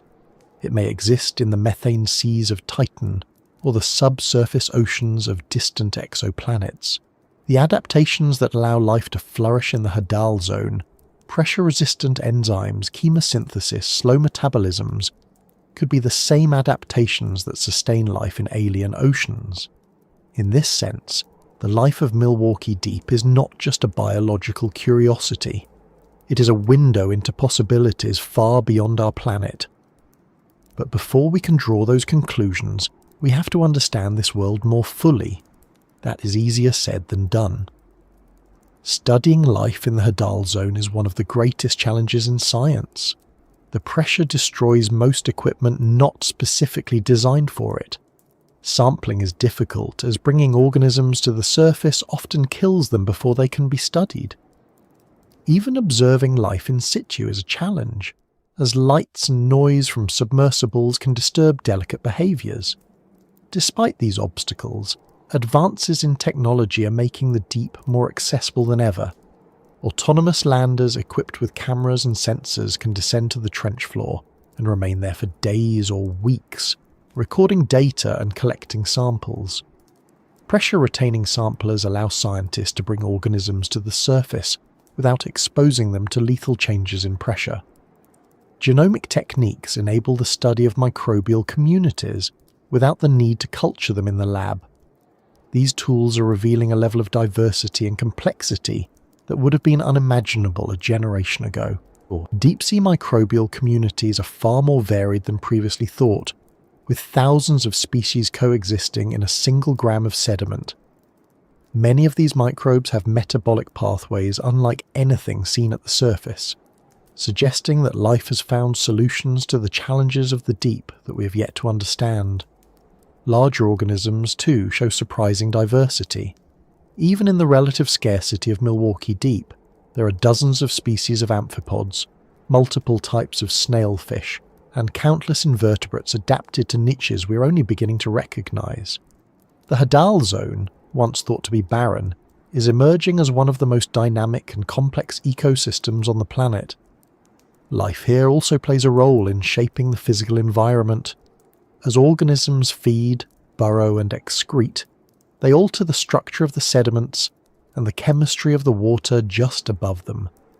This bioturbation influences how nutrients are recycled, how gases are exchanged, and how carbon is stored. Over geological timescales, these processes contribute to the formation of sedimentary layers and even influence the stability of the trench walls. Life is not just a passenger in this environment, it is an active participant, shaping the very conditions it depends on. It is humbling to realise that all of this activity, all of this diversity unfolds in a place where sunlight never reaches, where the temperature rarely rises above freezing, and where the pressure would crush a human in an instant. It challenges our assumptions about what life needs and where it can exist. It reminds us that biology is not bound by the conditions we find comfortable. It thrives wherever it can, adapting to extremes that seem impossible from the surface. And it suggests that life, once it emerges, is remarkably difficult to extinguish. The black silence of Milwaukee Deep is not empty. It is full of motion and interaction, of feeding and reproduction, of growth and decay. It is a place where life and geology, chemistry and biology, surface and deep are all intertwined. It is slow and subtle compared to the surface world, but it is no less vital. In fact, it may be more so, because it operates on timescales and in conditions that shape the planet itself. The organisms that live here influence the cycling of elements, the storage of carbon, and the chemistry of the ocean. They are part of the machinery that keeps Earth habitable, even if we rarely think of them. And they remind us too of how much mystery remains. Every descent into Milwaukee Deep reveals something unexpected. A new species, a novel chemical process, a behaviour never seen before. Each discovery deepens our understanding but also expands the horizon of what we do not know. The black silence is not a void to be filled with knowledge. It is a vast, dynamic system that will continue to surprise us no matter how much we learn. And it is a system that is intimately connected to the rest of the planet, despite its isolation. The life here depends on the surface, and the surface is shaped by the processes that unfold in the deep. It is all part of the same story, one that stretches from the sunlight zone to the trench floor and beyond. What lies ahead, deeper still in this story, is the hidden machinery that makes this strange world possible. The unseen architects that build and maintain it, the microbial engineers that transform chemistry into life, and the geological forces that set the stage for everything we've seen so far. To understand Milwaukee Deep fully, we have to look beyond the visible organisms and into the invisible processes that sustain them. And that is where our journey leads next. deeper into the hidden workings of the Atlantic's darkest abyss. If there is one lesson the deep ocean teaches over and over, it is that the most powerful forces shaping life are often the ones we cannot see. In the darkness of Milwaukee Deep, the great creatures that capture our imagination, the ghostly snailfish, the giant amphipods, the scavengers that patrol the seafloor, are only the most visible expression of a system that is built from the bottom up. The real work of sustaining life here, of transforming raw chemistry into energy and building the foundation on which every other species depends, is done by organisms so small they are invisible to the naked eye. They are the microbes, bacteria, archaea, and other microscopic life forms. And they are the true architects of the deep. Without them, the trenches would be lifeless. Without them, the slow rain of organic matter from the surface would pile up as inert debris. Without them, the cycles that regulate the chemistry of the ocean and the planet itself would grind to a halt. It is easy to underestimate their importance. On land and in the sunlit sea, we often think of plants as the base of the food web, converting sunlight into chemical energy that supports everything else. In the Hadal zone, there are no plants and no sunlight, but the principle is the same. Here, microbes occupy the role of primary producers, not by capturing light, but by harnessing chemical energy from their surroundings. This process, known as chemosynthesis, is the deep ocean's equivalent of photosynthesis. Instead of sunlight, it relies on reactions involving chemicals like methane, hydrogen sulfide, or ammonia, which seep from the seafloor or are produced by the decomposition of organic matter. These reactions release energy that microbes use to build sugars and other organic molecules, which then form the base of the food chain. Chemosynthesis is not a new or rare process. In fact, it may be one of the oldest metabolic pathways on Earth, dating back billions of years to a time before photosynthesis evolved. It is found in deep-sea hydrothermal vent ecosystems, in cold seeps, and in the sediments of Hadal trenches like Milwaukee Deep. Here, it sustains dense communities of microbes that thrive in the absence of light. Some of these microbes live freely in the sediment, forming mats on the seafloor. Others live inside the bodies of larger organisms, forming symbiotic relationships that benefit both partners. In either case, they provide the foundation for life in an environment where energy is scarce and must be extracted from the most unlikely sources. Microbes do more than just produce energy. They also drive the recycling of nutrients, breaking down organic matter that drifts down from the surface and converting it into forms that other organisms can use. When a particle of marine snow settles on the seafloor, it is quickly colonized by bacteria that secrete enzymes to digest complex molecules like proteins, lipids, and carbohydrates. These molecules are broken down into simpler compounds, which are then consumed by other microbes or absorbed into the water column. This process, known as remineralization, is essential to the functioning of the deep-sea ecosystems. Without it, nutrients would become locked in organic matter, unavailable to support new growth. Instead, microbial activity ensures that carbon, nitrogen, phosphorus, and other elements continue to cycle through the system, sustaining life even in the deepest trenches. The chemical transformations carried out by microbes are astonishingly diverse. Some species oxidize methane, converting it into carbon dioxide and water. Others reduce sulfate to sulfide, a reaction that not only releases energy, but also influences the chemistry of the surrounding water. Still others fix nitrogen, converting atmospheric nitrogen dissolved in seawater into forms that can be used by living organisms.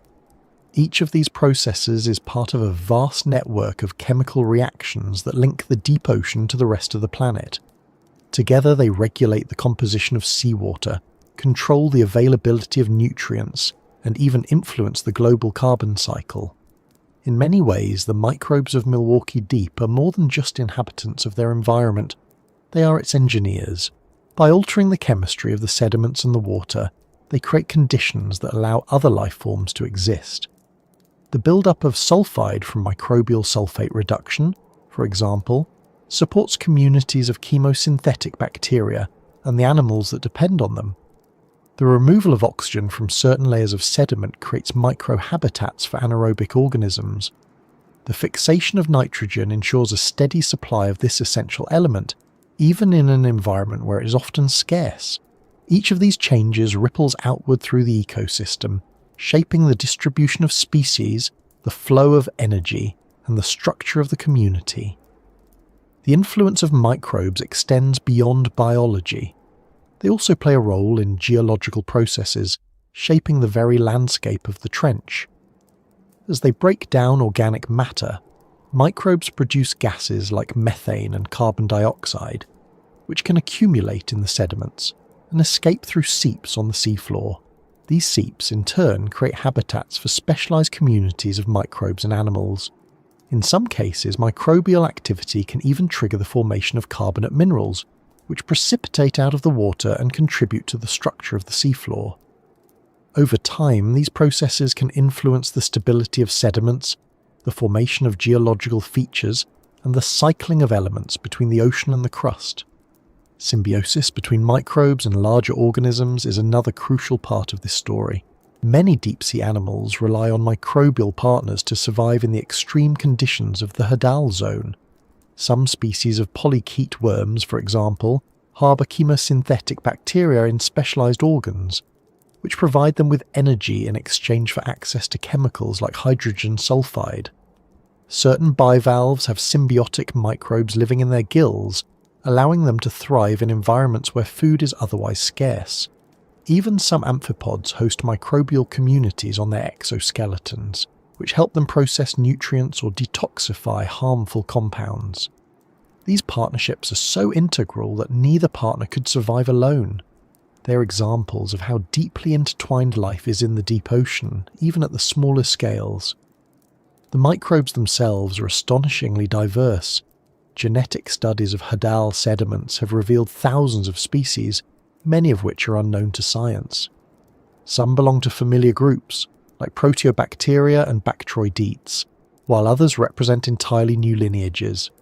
Their metabolic capabilities are equally varied, reflecting the wide range of chemical environments within the trench.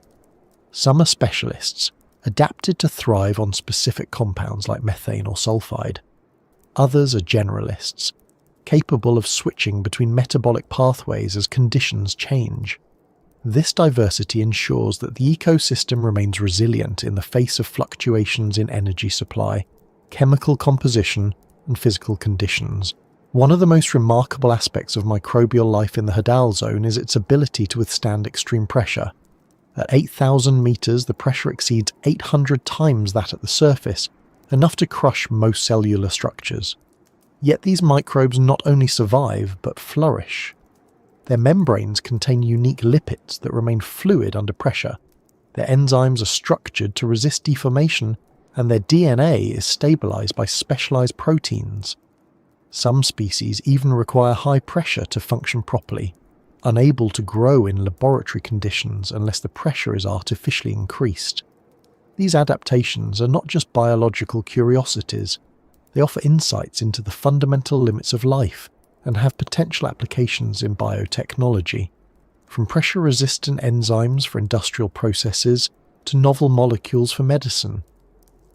The chemical and biological processes driven by microbes do more than sustain life in the trench. They also influence the global climate.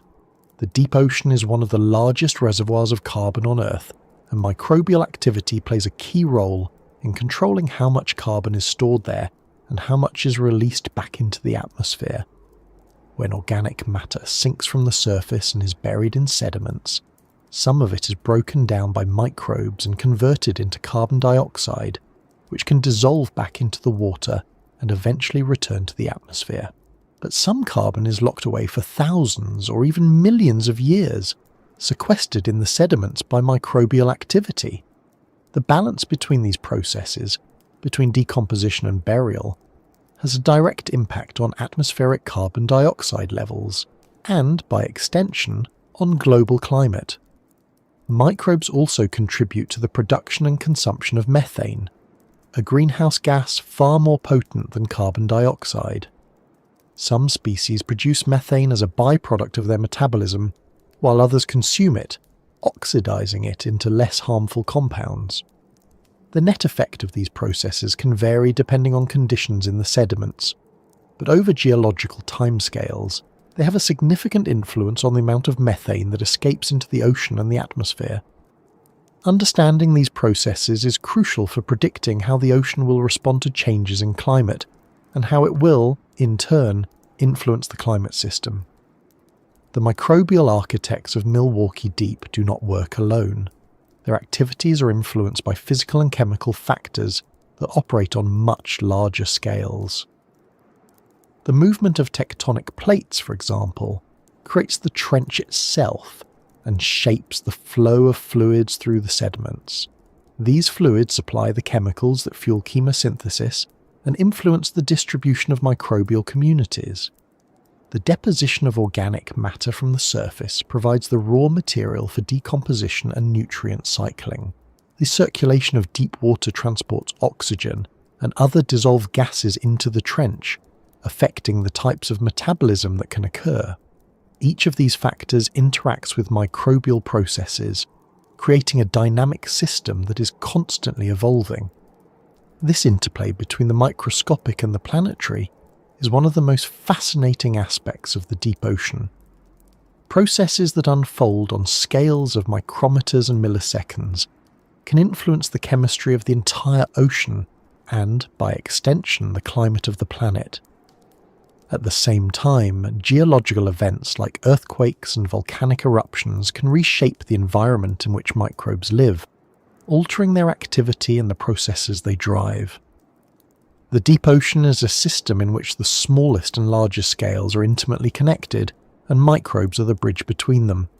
The work of these architects is not limited to the present.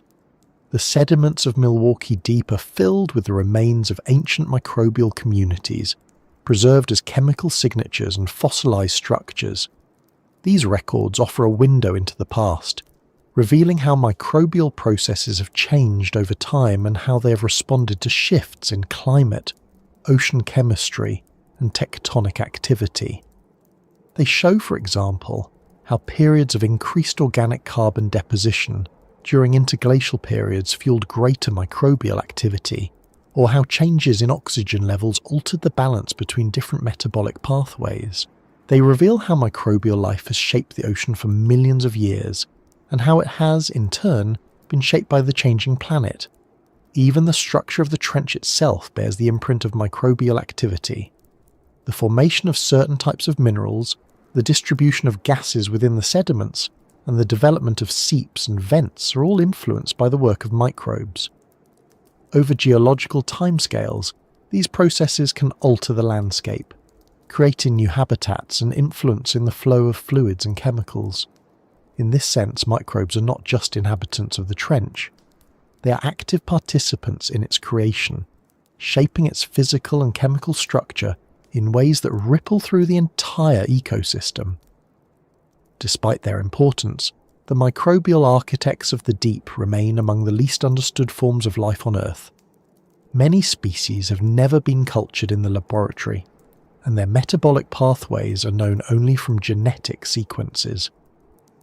The interactions between different microbial groups and between microbes and larger organisms are still poorly understood. The rates at which key processes occur and how they vary in space and time are topics of ongoing research. Every new expedition to the Milwaukee Deep brings new discoveries, revealing layers of complexity that challenge our assumptions and expand our understanding. The implications of this research extend far beyond the trench itself. By studying how microbes function under extreme conditions, scientists gain insights into the fundamental principles of life. These insights can inform our search for life on other planets and moons where similar conditions may exist. They can also lead to practical applications, from new biotechnologies to strategies for carbon sequestration. And they deepen our appreciation for the interconnectedness of Earth systems, showing how processes that unfold in the most remote corners of the planet are linked to the air we breathe, the climate we experience and the future we are shaping. The architects of the deep work silently and invisibly, their activity hidden beneath layers of sediment and darkness. But their influence is everywhere. They sustain the ecosystems of the Hadal Zone, transform the chemistry of the ocean, shape the geology of the seafloor, and regulate the climate of the planet. They are the foundation upon which everything else depends, the unseen builders of the deep ocean world.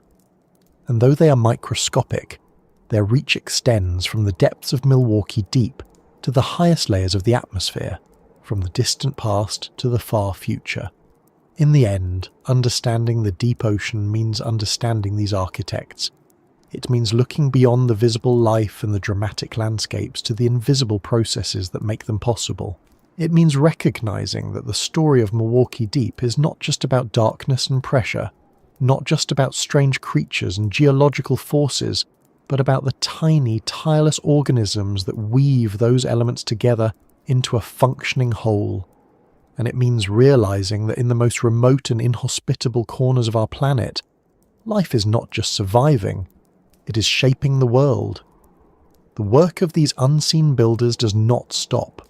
It continues, hour after hour, century after century, turning the raw materials of the earth into the foundation of life. And as we follow their story deeper, we begin to see that the trench is more than a geological feature or a biological curiosity. It is a living system, built and maintained by countless invisible hands, each playing a role in the grand machinery of the planet. And woven into that system are messages from the past, records written not in words but in layers of sediment and chemical traces, messages that tell us where we have been and hint at where we're going. Every layer of sediment at the bottom of Milwaukee Deep is more than just mud and mineral. It's a page in a story that stretches back thousands, even millions of years. A story written not in ink but in particles and molecules, in chemical signatures and fossilized remains. Down here, in the cold and crushing dark, time moves differently. Surface storms rage and fade in hours, seasons pass unnoticed, and even centuries slip by with a little change. But the seafloor remembers. It records everything, the rise and fall of life at the surface, the shifting of continents, the pulses of climate and chemistry that have shaped Earth's history. To study the sediments of the deep ocean is to read those records, to listen to the messages the past has left behind, sealed in the quiet layers of the abyss. These messages arrive grain by grain, delivered by the slow rain of marine snow, by the fall of volcanic ash, by the drift of dust from distant continents. Over thousands of years they accumulate into layers that are thin and delicate but remarkably detailed. A single centimetre of sediment on the trench floor might represent hundreds or even thousands of years. A metre might span entire epochs.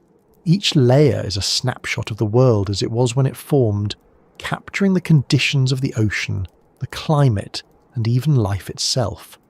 Together they form an archive unlike any other, one that is continuous, global, and astonishingly precise. One of the most important records preserved in these sediments is that of climate change.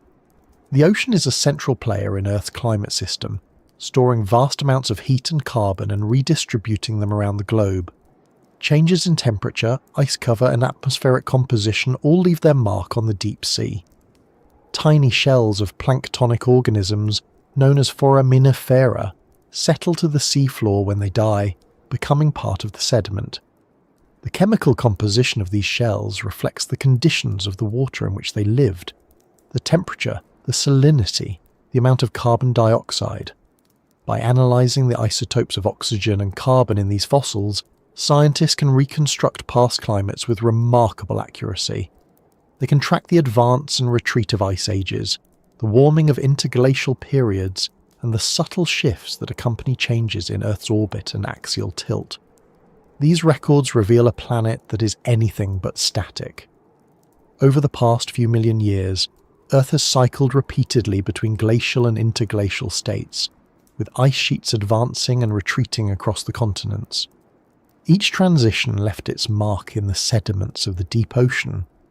During glacial periods, colder temperatures and expanded ice sheets altered ocean circulation, reducing the delivery of nutrients and oxygen to the deep.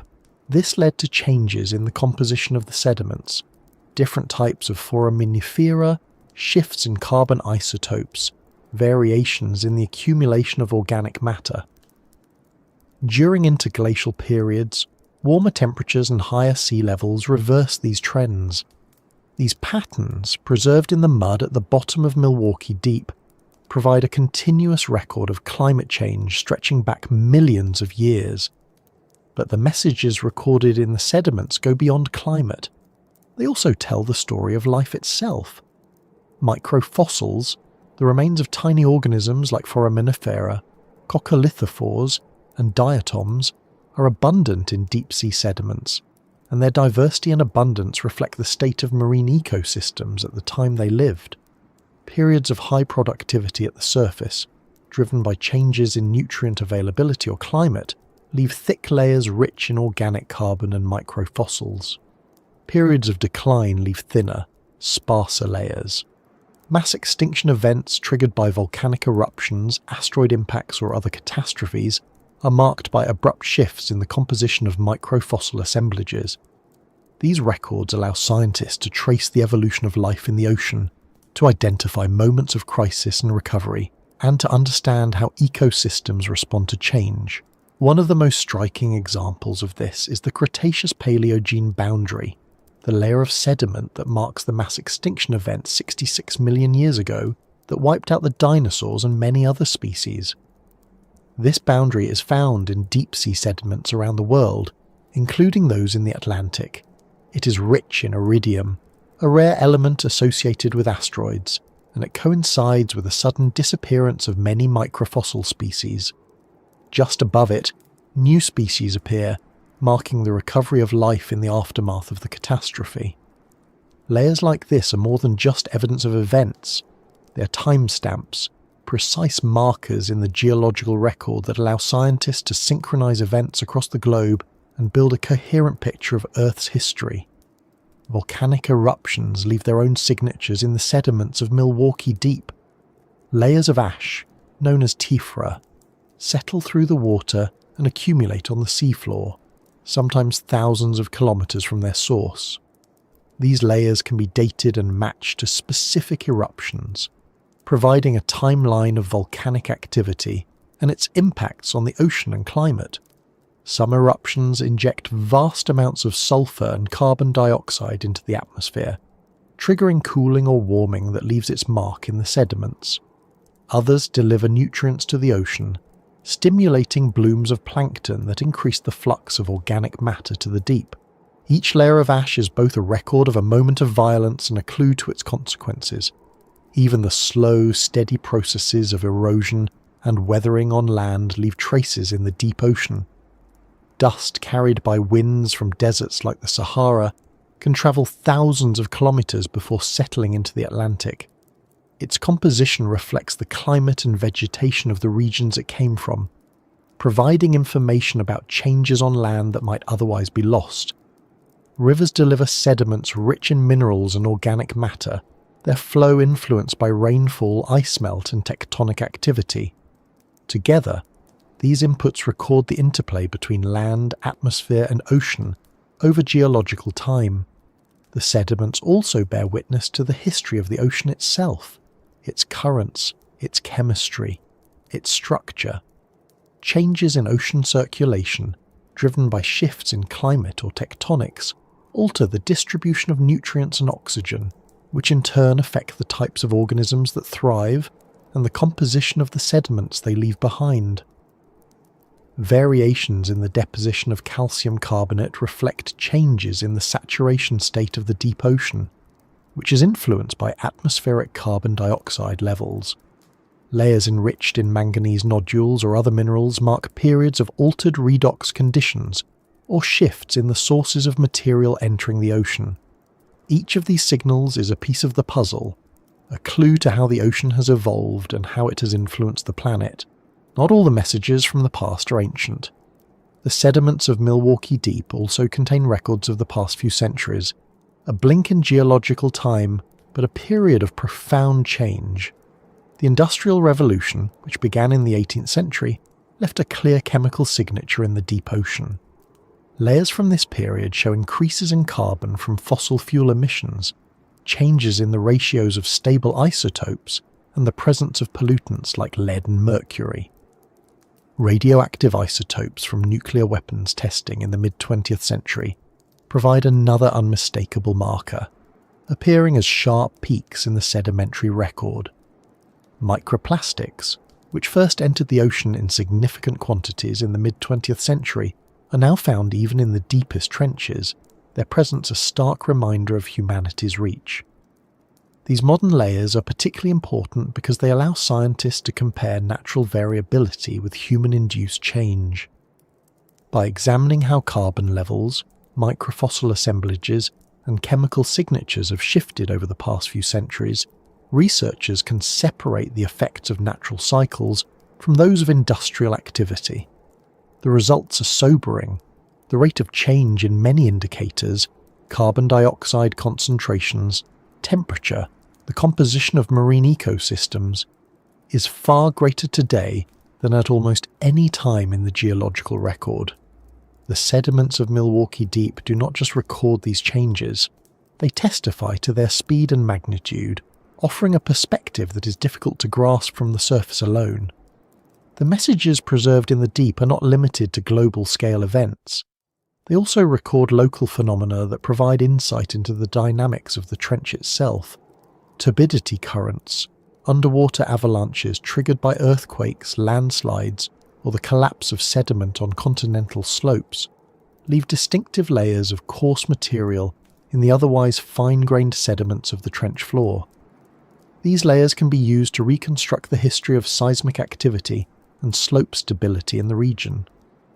They reveal how often large earthquakes occur, how far their effects reach, and how the landscape of the trench evolves over time. In some cases, they even preserve evidence of ancient tsunamis. Their deposits are a reminder of the power of the forces at work in this seemingly quiet world. Reading these messages is a painstaking process. Sediment cores are collected from the trench floor, often several meters long and just a few centimeters in diameter. Each core is a time capsule, with the youngest sediments at the top and the oldest at the bottom. Scientists slice these cores into thin sections and analyze them layer by layer, using a combination of techniques: microscopy, chemical analysis, radiometric dating, genetic sequencing, to extract information. They examine the microfossils to identify past species and their abundance. They measure isotopic ratios to infer temperature, salinity, and carbon cycling. They look for traces of volcanic ash, pollen, or dust that might point to events on land. Each measurement adds a piece to the story, and together they build a detailed picture of the past. Sometimes the messages in the sediments reveal surprises that challenge our understanding of Earth's history. Layers that show abrupt changes in carbon isotopes, for example, can indicate massive releases of greenhouse gases, perhaps from volcanic activity or the destabilization of methane hydrates, events that may have triggered rapid warming in the distant past. Other layers show sudden declines in microfossil diversity, pointing to mass extinctions or dramatic shifts in ocean chemistry. Still others reveal patterns that repeat on regular cycles, reflecting changes in Earth's orbit and the distribution of sunlight that drive the glacial-interglacial rhythm. Each of these discoveries deepens our understanding of the forces that shape the planet and the ways in which they interact.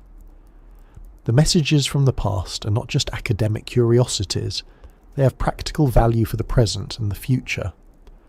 By studying how the climate system responded to past increases in greenhouse gases, scientists can improve models that predict future climate change. By understanding how marine ecosystems recovered from past disruptions, they can better anticipate how they might respond to current pressures. By reconstructing the history of seismic activity in regions like the Puerto Rico Trench, they can assess the risks of future earthquakes and tsunamis. The sediments of Milwaukee Deep are not just records of what was. They are tools for understanding what is and what will be. They also serve as a humbling reminder of the planet's vast timescales. A few millimeters of sediment might represent a century. A meter might cover tens of thousands of years. Human history, with all its wars, revolutions and discoveries, is barely a thin smear on this record.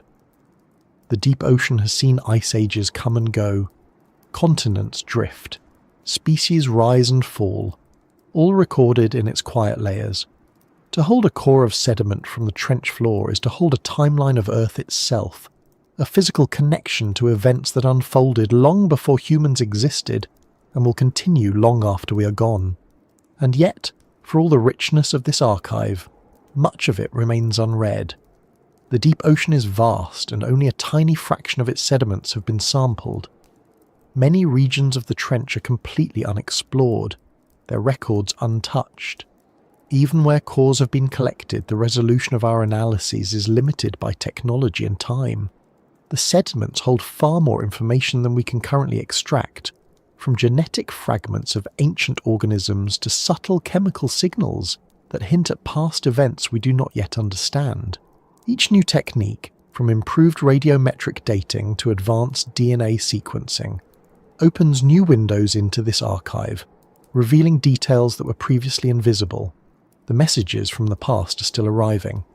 Marine snow continues to fall, dust still drifts from distant deserts, rivers still carry sediments into the sea.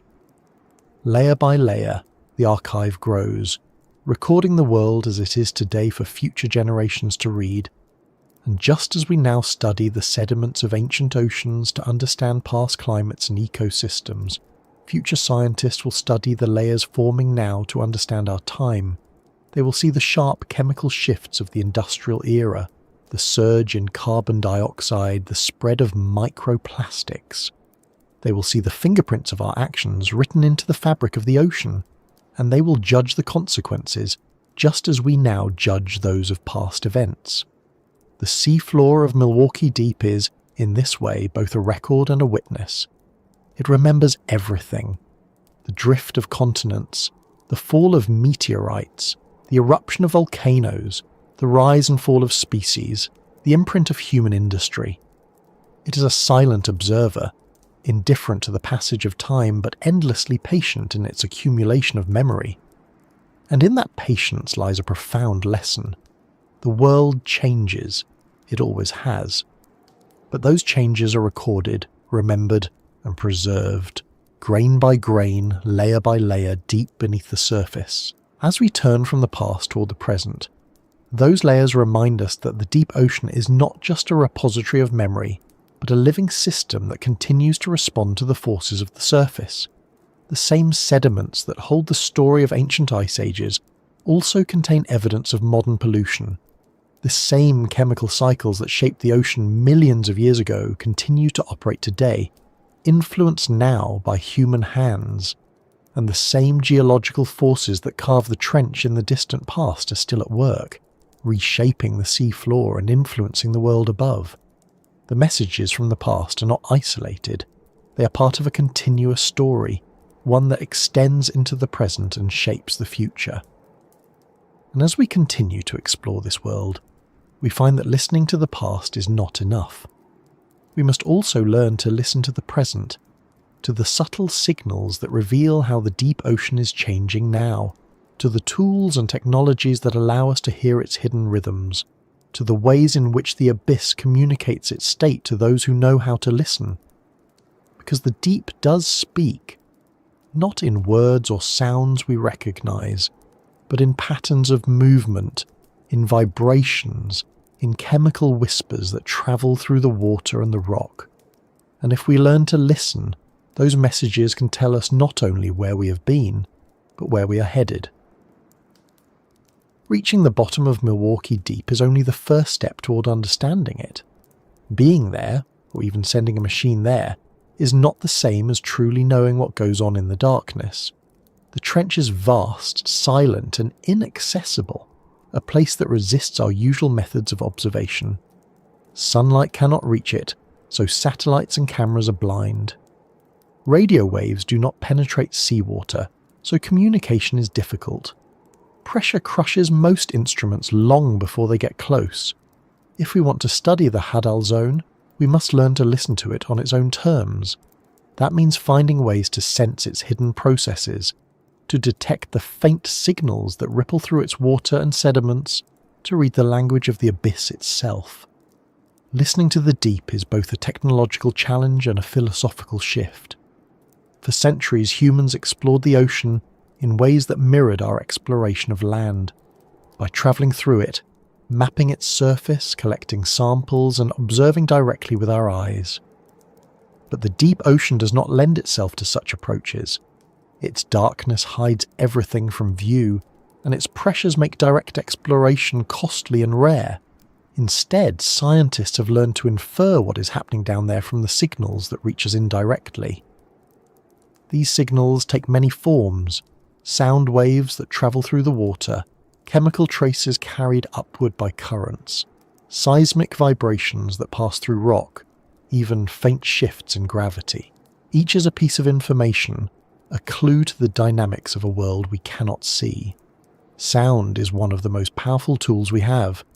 Water is an excellent medium for transmitting sound, and low-frequency waves can travel thousands of kilometers through the ocean without significant loss of energy. Marine animals have long exploited this property, using sound to communicate, navigate, and hunt in the darkness. Humans do the same. Sonar, short for sound navigation and ranging, is the cornerstone of deep-sea exploration. Active sonar systems emit pulses of sound and measure the echoes that bounce back from the sea floor, allowing scientists to map the shape of trenches like the Puerto Rico Trench with extraordinary precision. These maps reveal the contours of the seafloor, the steepness of trench walls, the presence of ridges, canyons, and faults. They show where sediments have accumulated and where landslides have occurred. Without sonar, much of what we know about Milwaukee Deep's geography would remain a mystery. Passive acoustics, the art of listening rather than transmitting, provides another window into the deep. The abyss is not as silent as it seems. The movement of tectonic plates produces low, rumbling sounds that can be detected thousands of kilometers away. Earthquakes generate sharp, powerful pulses that reverberate through the water and the rock below. The slow settling of sediments, the collapse of underwater landslides, and the movement of fluids through the seafloor all create their own acoustic signatures. Even biological activity contributes to the soundscape. The calls of deep-diving whales, the clicks and pulses of squid, the faint crackle of crustaceans moving across the seafloor, all are part of the acoustic environment of the deep ocean. By deploying hydrophones, underwater microphones, scientists can record these sounds and use them to infer what is happening far below. Some of the most intriguing discoveries in deep ocean acoustics have been unexpected. Hydrophones placed in deep trenches have detected mysterious sounds that defy easy explanation. Long, low-frequency moans, sharp, percussive bursts, and complex patterns of clicks and pulses. Some of these may be geological, produced by shifting rock or the movement of fluids deep within the earth. Others are likely biological, the calls of species we have never encountered. A few remain unexplained, their origins unknown. Each sound is a clue, a piece of information about a world we cannot see. And as our acoustic technology improves, our ability to decode these signals grows, revealing the deep as a place not of silence, but of constant, subtle activity. Sound is not the only way the abyss communicates. Chemical signals provide another avenue of investigation. Water from the trench slowly mixes with water from above, carrying with it traces of the processes that occur in the depths. By sampling and analysing this water, scientists can detect the products of microbial activity, the signatures of chemical reactions, and the presence of dissolved gases like methane or hydrogen sulfide. These chemical traces reveal information about the metabolism of deep-sea ecosystems, the cycling of elements, and the dynamics of fluid flow through sediments and rock. They also provide clues about geological processes, such as the release of fluids from subducting plates or the formation of cold seeps on the seafloor. Sediment cores, too, carry chemical messages from the abyss. The composition of pore water, the water trapped between grains of sediment, reflects the balance of microbial processes occurring within. Gradients in dissolved oxygen, nitrate, sulfate, and methane reveal the depth and intensity of different metabolic pathways.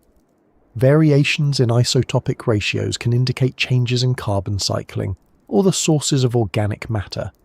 Even trace metals and rare earth elements can provide insights into the movement of fluids and the geochemical evolution of the trench. Each of these signals is subtle, requiring careful measurement and interpretation, but together they paint a picture of a dynamic environment shaped by both biological and geological forces. Seismic signals offer yet another perspective. The Puerto Rico Trench is a tectonically active region, formed by the subduction of the North American plate beneath the Caribbean plate. This process generates earthquakes, some of which are powerful enough to trigger tsunamis. By deploying seismometers on the seafloor and on land, scientists can monitor these events and study how energy moves through the Earth's crust. The seismic waves that pass through the trench carry information about its structure, the thickness of sediments, the composition of underlying rock, the presence of faults and fractures. They also reveal how the trench responds to stress, how it stores and releases energy, and how it might behave in the future. Seismic monitoring is not just a scientific tool but a practical one, essential for assessing hazards in regions vulnerable to tsunamis and earthquakes. Gravity and magnetism, though less obvious, also help us listen to the deep. Variations in the Earth's gravitational field can reveal differences in the density and thickness of the crust beneath the trench. Magnetic anomalies can indicate the presence of specific rock types or the history of seafloor spreading and tectonic movement. Together, these measurements provide context for the biological and chemical processes occurring above. They show how the structure of the trench influences fluid flow, how geological features shape microbial habitats, and how the deep ocean fits into the broader system of Earth's crust and mantle. The tools used to capture these signals are as varied as the signals themselves. Hydrophones are anchored to the seafloor or suspended in the water column, listening for months or years. Autonomous underwater vehicles, AUVs, and remotely operated vehicles, ROVs, carry sensors that measure temperature, salinity, chemical composition, and current speed. Landers, free-falling platforms that sink to the seafloor and return to the surface after completing their missions, can deploy instruments, collect samples, and record video. Pressure-retaining samplers capture water and organisms without exposing them to the lethal changes in pressure that occur during ascent. Each of these tools is a way of extending our senses into a world where our bodies cannot go. Listening to the abyss is not just about collecting data, it is about interpreting it, finding patterns in the noise, and connecting signals to processes. A sudden burst of low-frequency sound might indicate an earthquake, or the collapse of a slope triggered by sediment buildup. A spike in methane concentration could be a sign of microbial activity, or the release of gas from destabilized hydrates. A shift in isotopic ratios might reflect a change in carbon cycling, or the arrival of organic matter from a distant bloom at the surface. Every signal has multiple possible explanations, and teasing them apart requires not only data but context. Knowledge of ocean currents, sediment dynamics, tectonic processes, and biological activity. It requires an understanding of how all these elements interact to shape the deep ocean. This challenge is compounded by the sheer scale of the abyss. The Puerto Rico Trench alone stretches more than 800 kilometers, and Milwaukee Deep is just one part of it. Deploying instruments across such vast areas is difficult and expensive. Communication with deep-sea instruments is slow and limited, often requiring them to store data for months before surfacing. Power is another constraint, as most instruments rely on batteries that eventually run out. These limitations mean that much of what happens in the trench goes unobserved. Our listening is partial and intermittent. a series of snapshots rather than a continuous stream. Despite these challenges, our ability to listen is improving. Advances in technology are expanding the range and resolution of our observations. Fibre optic cables laid on the seafloor can transmit seismic and acoustic data in real time, turning thousands of kilometres of cable into sensors. New generations of AUVs can travel farther and operate longer, mapping and sampling with unprecedented detail.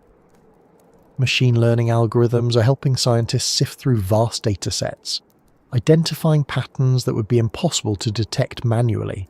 Even satellites, which cannot see the deep directly, contribute by measuring subtle changes in sea surface height that reflect variations in seafloor topography. Together, these innovations are transforming our ability to hear the deep and understand what it is telling us. Listening is not just about science, it is also about humility. The deep ocean speaks in ways that are subtle and often unfamiliar. It does not reveal its secrets easily. Its signals are faint, its patterns complex, its language foreign. Learning to listen means accepting that we will not always understand what we hear, that some signals will remain mysterious, that some patterns will elude explanation. It means embracing uncertainty as part of the process, recognizing that knowledge grows not from having all the answers, but from asking better questions. It also means acknowledging that our presence changes what we hear. The sounds of ships, the rumble of drilling, the explosions of seismic surveys, all these human noises penetrate the deep, altering the acoustic environment and potentially affecting the organisms that rely on sound to communicate and navigate. The chemicals we release into the atmosphere and ocean change the composition of deep water, altering the signals we detect. Even our scientific instruments, with their lights and vibrations, can disturb the systems they are meant to observe. Listening to the abyss requires not only technology but care, a recognition that observation is not neutral, and that our actions have consequences even in the most remote places. The value of listening extends far beyond curiosity. The signals from the deep hold information that is crucial for understanding and protecting the planet. Seismic data help us assess earthquake risk and anticipate tsunamis. Chemical measurements reveal how the ocean is absorbing carbon dioxide and how that might change in the future. Acoustic monitoring can track the movements of marine animals, shedding light on migration patterns and population health. Long-term observations of deep ocean conditions provide early warnings of changes in circulation, oxygen levels, or nutrient availability that could have far-reaching consequences for climate and ecosystems. Listening to the deep is not just an academic exercise, it is a vital part of how we monitor and manage the Earth system. It also has the power to change how we see ourselves. The signals from Milwaukee Deep remind us that we are part of a larger planetary system, one that operates on scales of space and time far beyond our daily experience. They show us that the deep ocean is not an isolated abyss, but an active, dynamic part of the Earth, connected to the surface, the atmosphere, and the solid planet below. They reveal how processes that unfold silently in the darkness shape the world we live in, how earthquakes at the trench create tsunamis that reach distant shores, how microbial activity influences the climate, how deep currents drive the circulation that regulates global temperature. Listening to the deep is a way of listening to the planet itself, and in that listening, there is a kind of dialogue. The abyss speaks, not in words but in waves and vibrations, in chemical gradients and isotopic ratios, in the slow settling of sediments and the sudden violence of tectonic shifts. We respond with our instruments and analyses, with our questions and our models.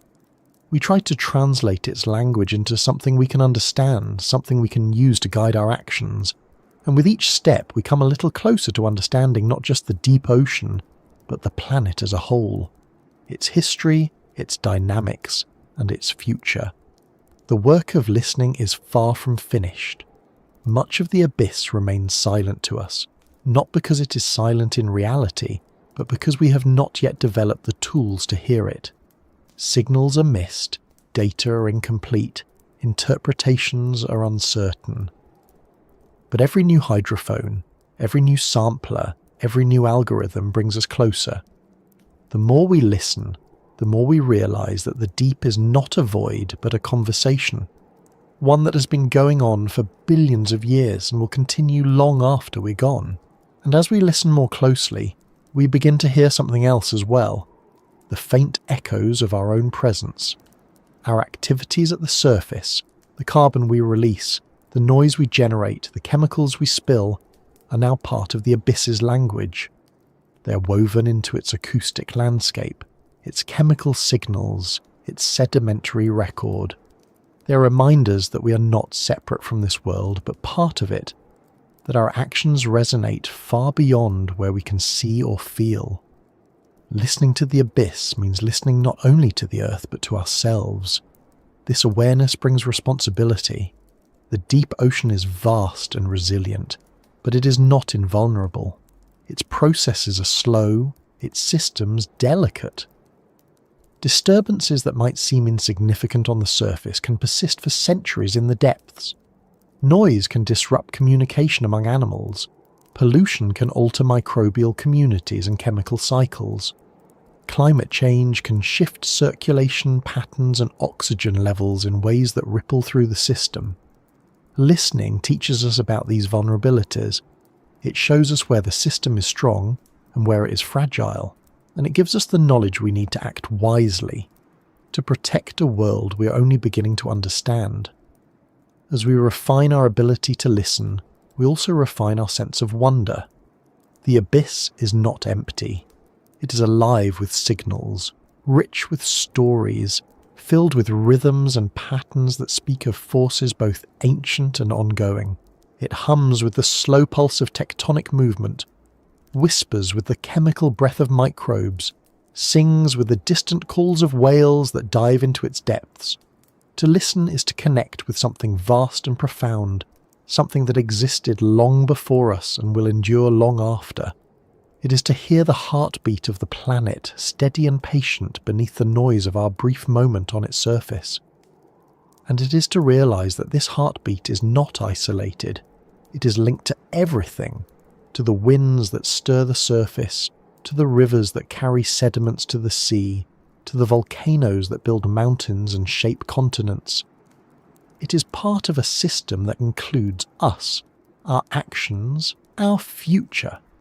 The abyss is not an alien world, not separate from the rest of Earth. It is Earth, ancient, dynamic, interconnected. And by listening to it, we listen to ourselves in a deeper, broad context. The signals from the deep do not end when we stop measuring them. They continue, indifferent to our attention, part of the ceaseless rhythms of the planet.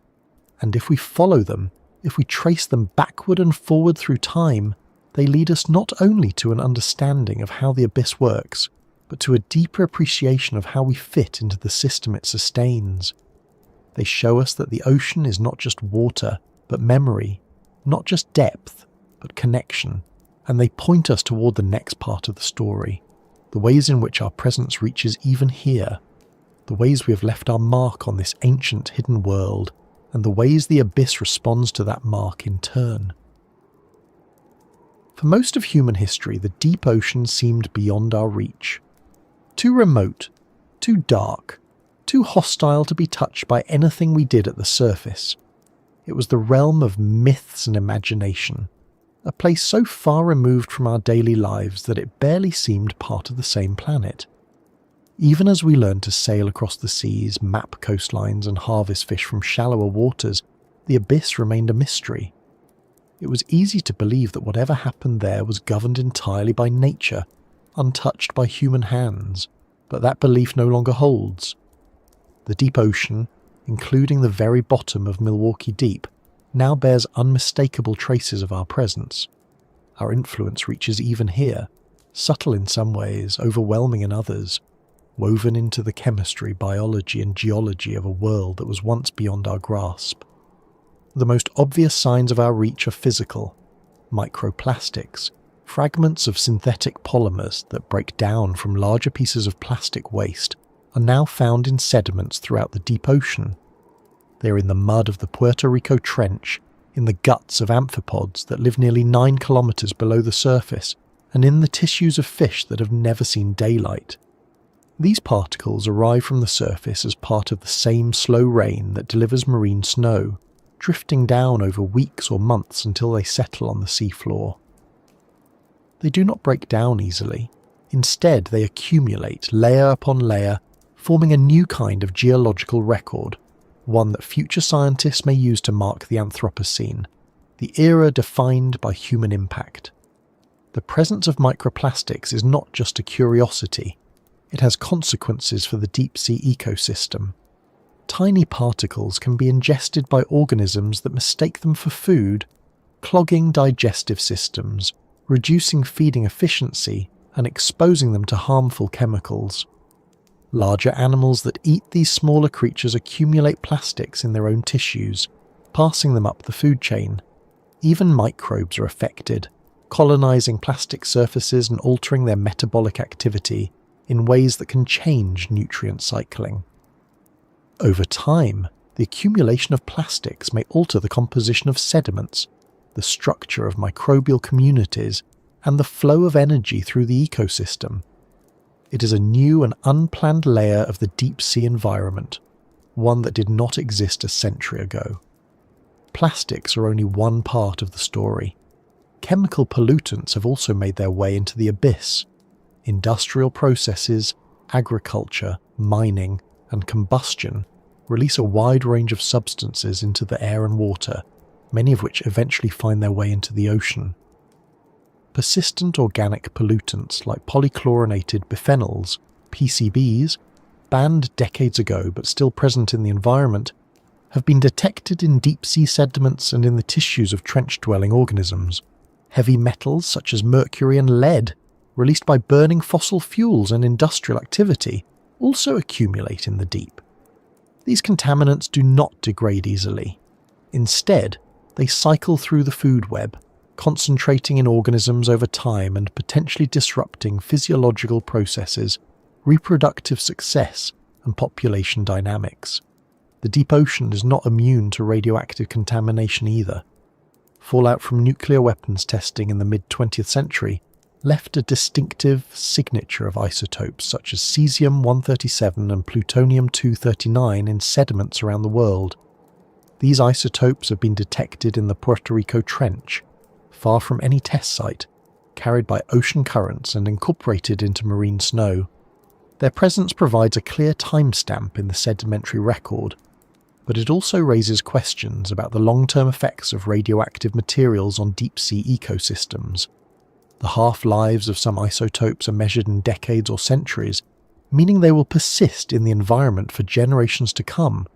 Even substances we do not think of as pollutants can have far-reaching effects when introduced in large quantities. Carbon dioxide from burning fossil fuels dissolves into seawater, where it reacts to form carbonic acid. This process, known as ocean acidification, lowers the pH of seawater and reduces the availability of carbonate ions, which many marine organisms use to build shells and skeletons. While acidification is most pronounced in surface waters, its effects are not confined there. Over time, changes in surface chemistry propagate into the deep, altering the conditions in which deep-sea organisms live and affecting the stability of minerals and sediments. Acidification can also influence microbial activity, changing the rates of key chemical reactions and altering the balance of carbon cycling in the deep ocean. Climate change, too, casts a long shadow over the abyss. As the planet warms, surface waters heat up and become less dense, which can slow the circulation of deep water that brings oxygen and nutrients into the depths. Reduced circulation can lead to declining oxygen levels in some regions, creating conditions that stress or kill organisms adapted to more oxygen-rich environments.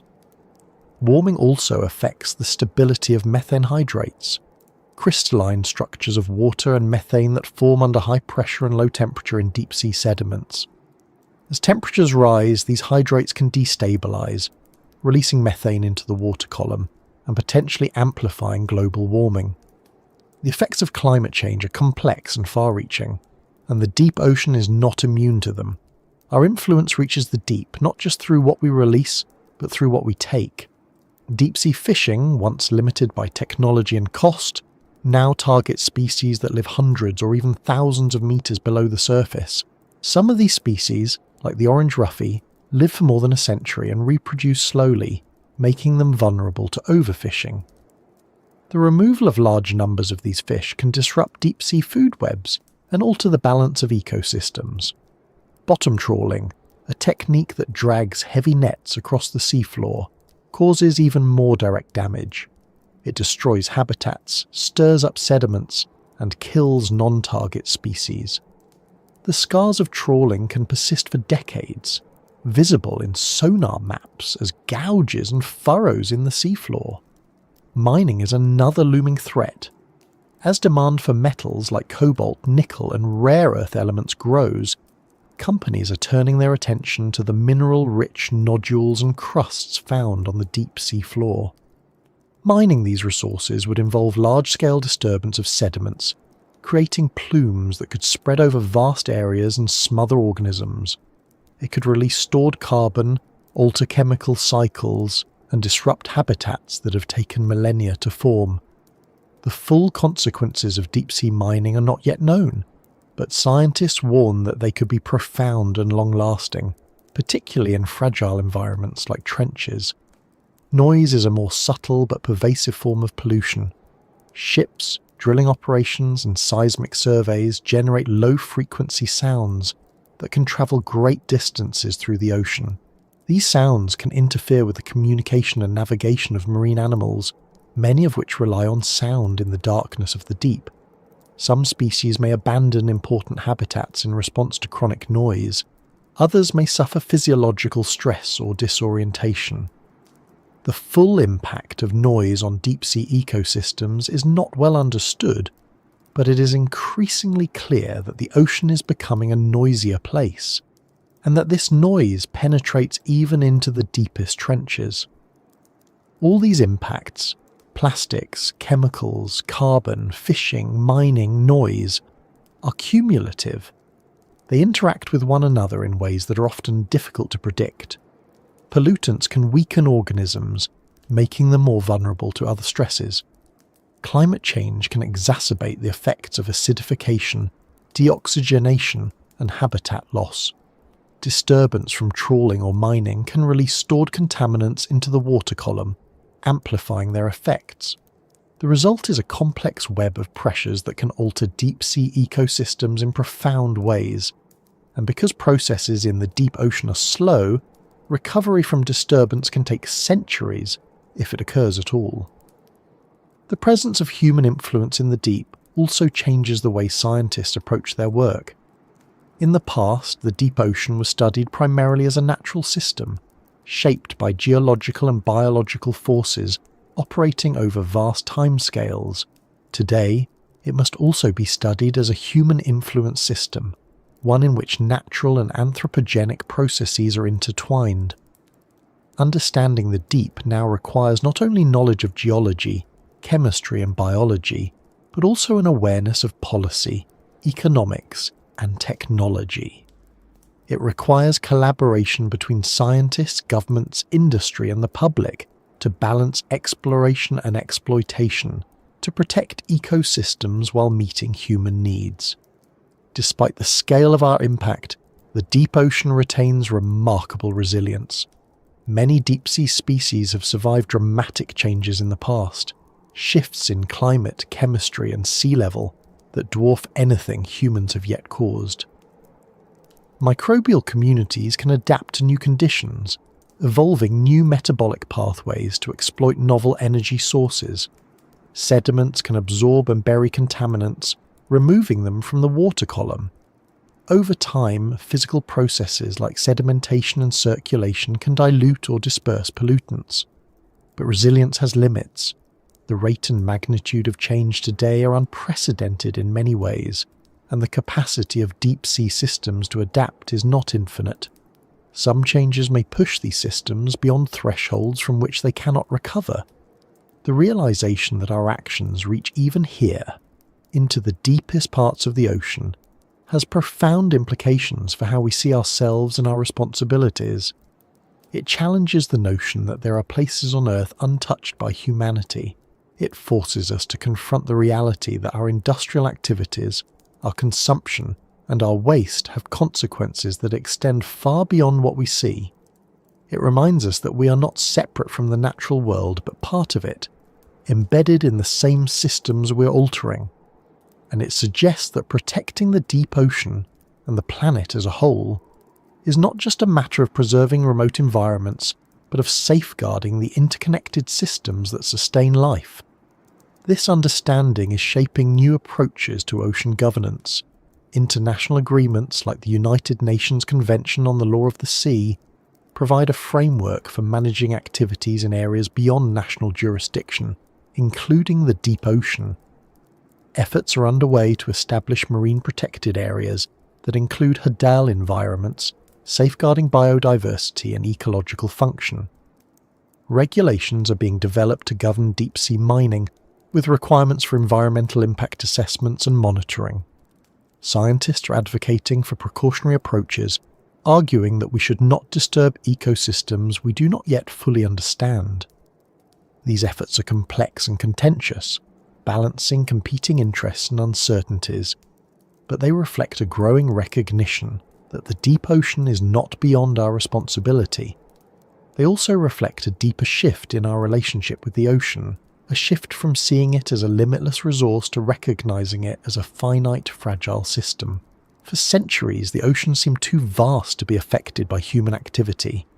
We dumped waste into it, extracted resources from it, and assumed it would absorb whatever we did.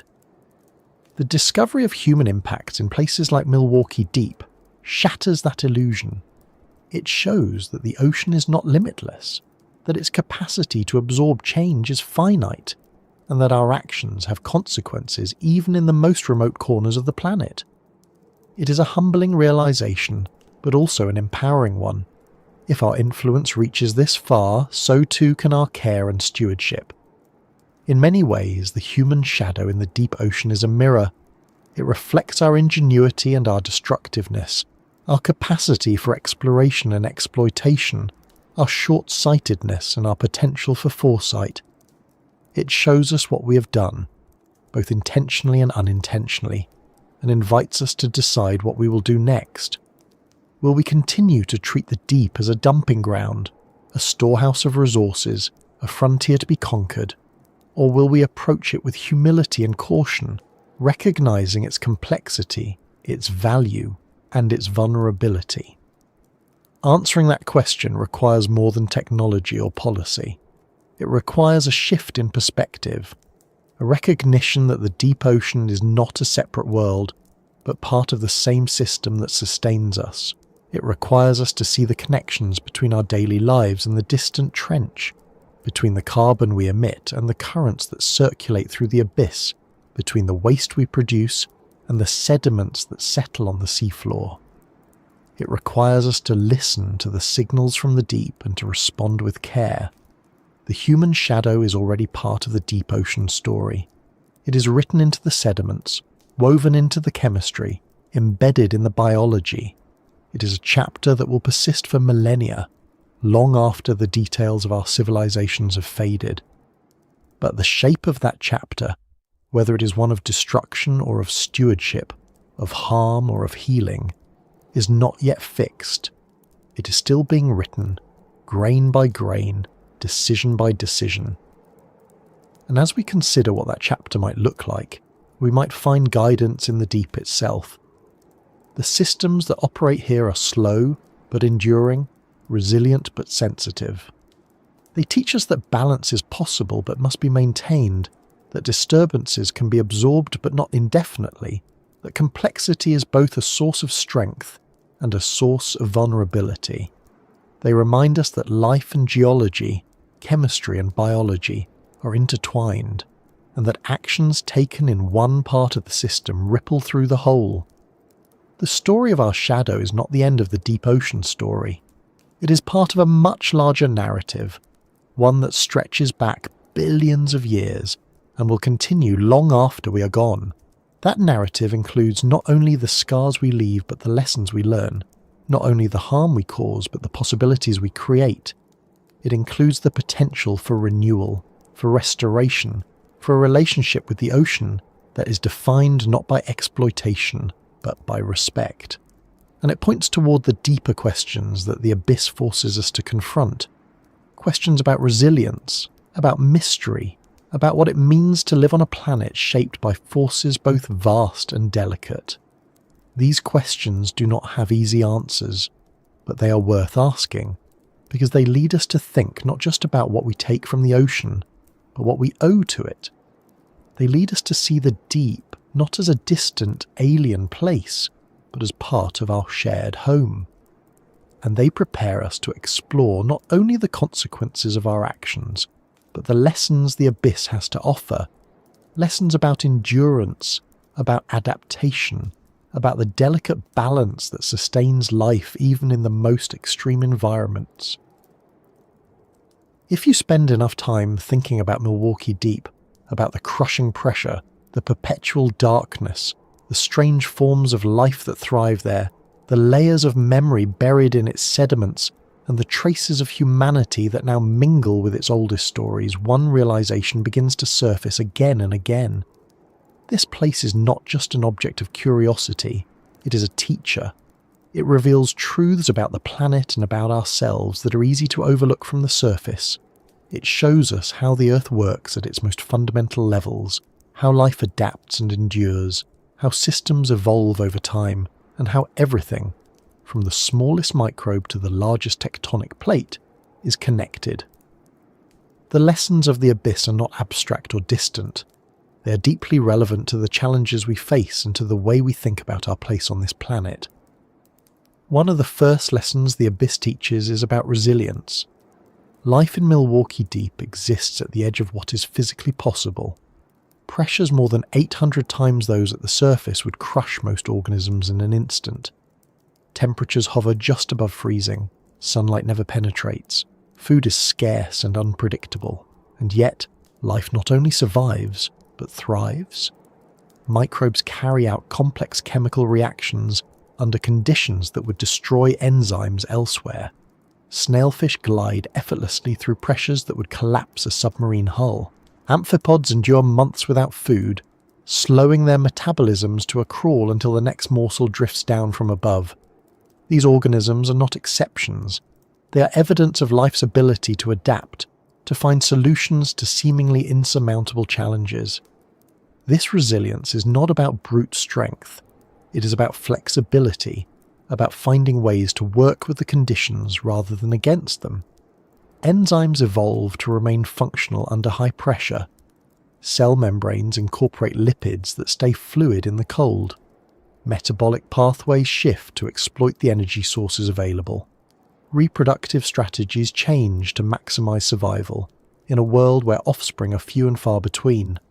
Each adaptation is a small adjustment, a subtle shift that makes life possible. And together they show that resilience is not about resisting change, but embracing it, about finding ways to persist even when the environment is hostile and the odds are long. There is a lesson here for us too. As the planet warms, as ecosystems shift, as the conditions of our world change in ways we cannot fully predict, resilience will be essential, not just for other species, but for humanity itself. The deep shows us that resilience is possible even under extreme conditions, but it also shows us that it requires time, diversity, and flexibility. The organisms of Milwaukee Deep did not adapt overnight. Their abilities are the result of millions of years of evolution, of countless experiments and refinements. They thrive because their ecosystems are diverse, because they contain a wide range of strategies and solutions. They endure because they are flexible, able to shift and change as conditions demand. If we want to build resilience into our societies and systems, we must learn from these lessons. We must embrace diversity, encourage innovation, and allow time for adaptation to occur. Another lesson the abyss teaches is about interconnection. From the surface, the deep ocean seems isolated, a distant realm with little influence on our daily lives. But the more we study it, the more we realise how deeply connected it is to everything else. The rain of marine snow that feeds life in Milwaukee Deep begins as sunlight captured by phytoplankton at the surface.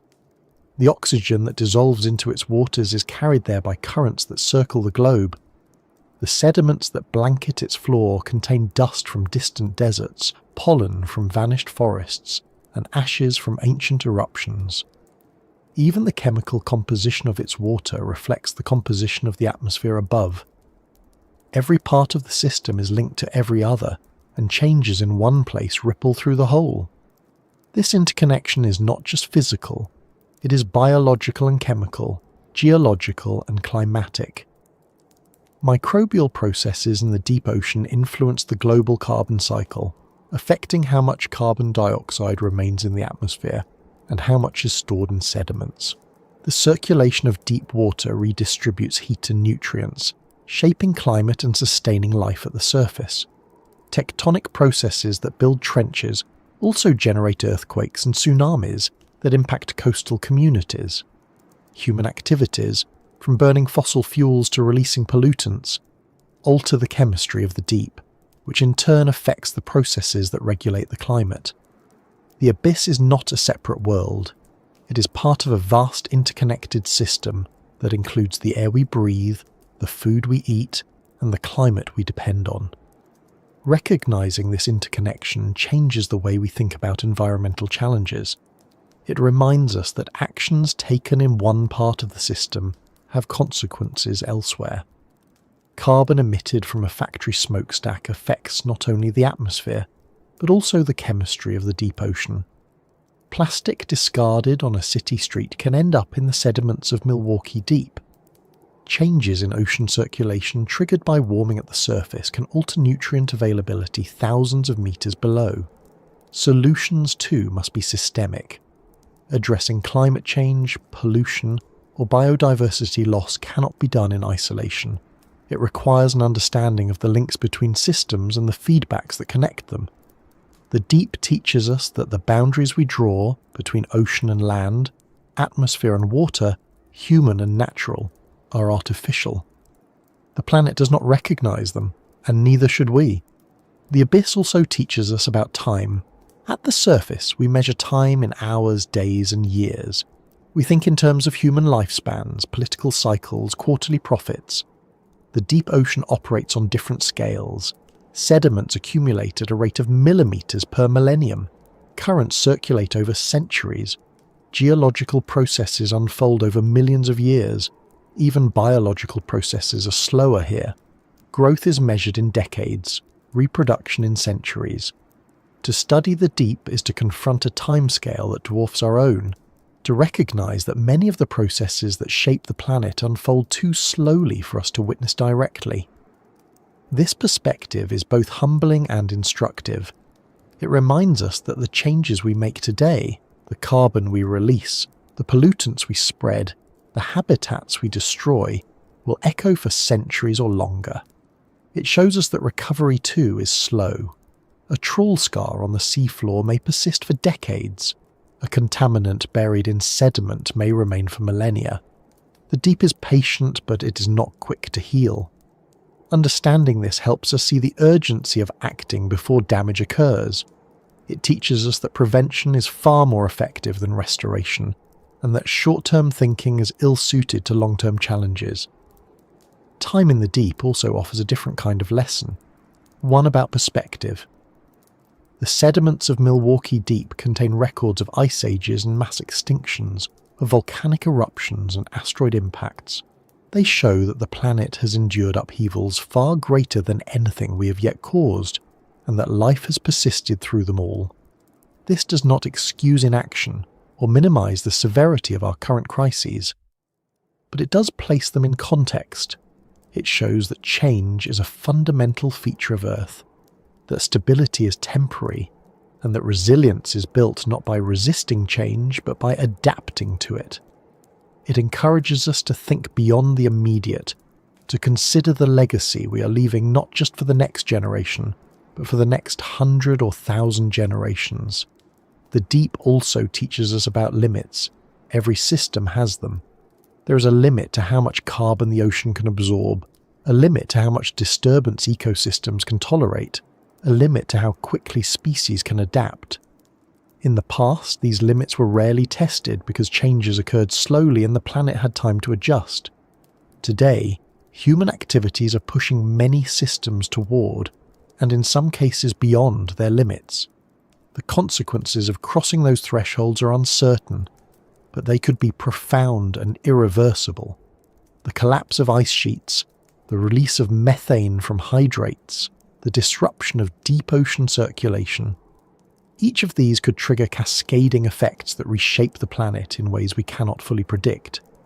The abyss shows us that respecting limits is not a constraint but a necessity. It is a lesson written into the structure of every ecosystem and every geological process. Life in Milwaukee Deep exists within narrow bounds of pressure, temperature, and chemistry. Push beyond those bounds, and it fails. The same is true for the planet as a whole. Our challenge is to recognize where those limits lie and to live within them, to design our societies and economies in ways that do not exceed the capacity of Earth's systems to sustain them. This requires restraint, foresight, and humility, qualities that do not always come easily, but that the deep shows us are essential. Humility is itself one of the deepest lessons the abyss offers. The scale of Milwaukee Deep, the complexity of its systems, the timescales over which it operates, all of these dwarf human experience. They remind us that we are a small part of a much larger story, that the planet does not revolve around us, and that our knowledge is limited. Even after decades of exploration, we have mapped only a fraction of the deep ocean. Most of its species remain unknown. Many of its processes are poorly understood. Surprises await in every expedition, challenging our assumptions and expanding our understanding. The deep teaches us to approach the unknown not with arrogance but with curiosity, to accept uncertainty as part of discovery, and to recognize that there is always more to learn. Humility also extends to our sense of control. The abyss reminds us that we do not command the planet.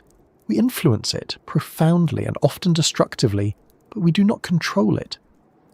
Tectonic plates shift regardless of our desires.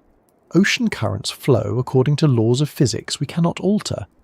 Microbial processes unfold on timescales and in ways we cannot dictate. Our role is not that of a master, but of a participant, one species among many in a complex system that operates according to its own rules. Accepting this does not mean surrendering to fate. It means acting with awareness of our place in the system and with respect for the forces that sustain it.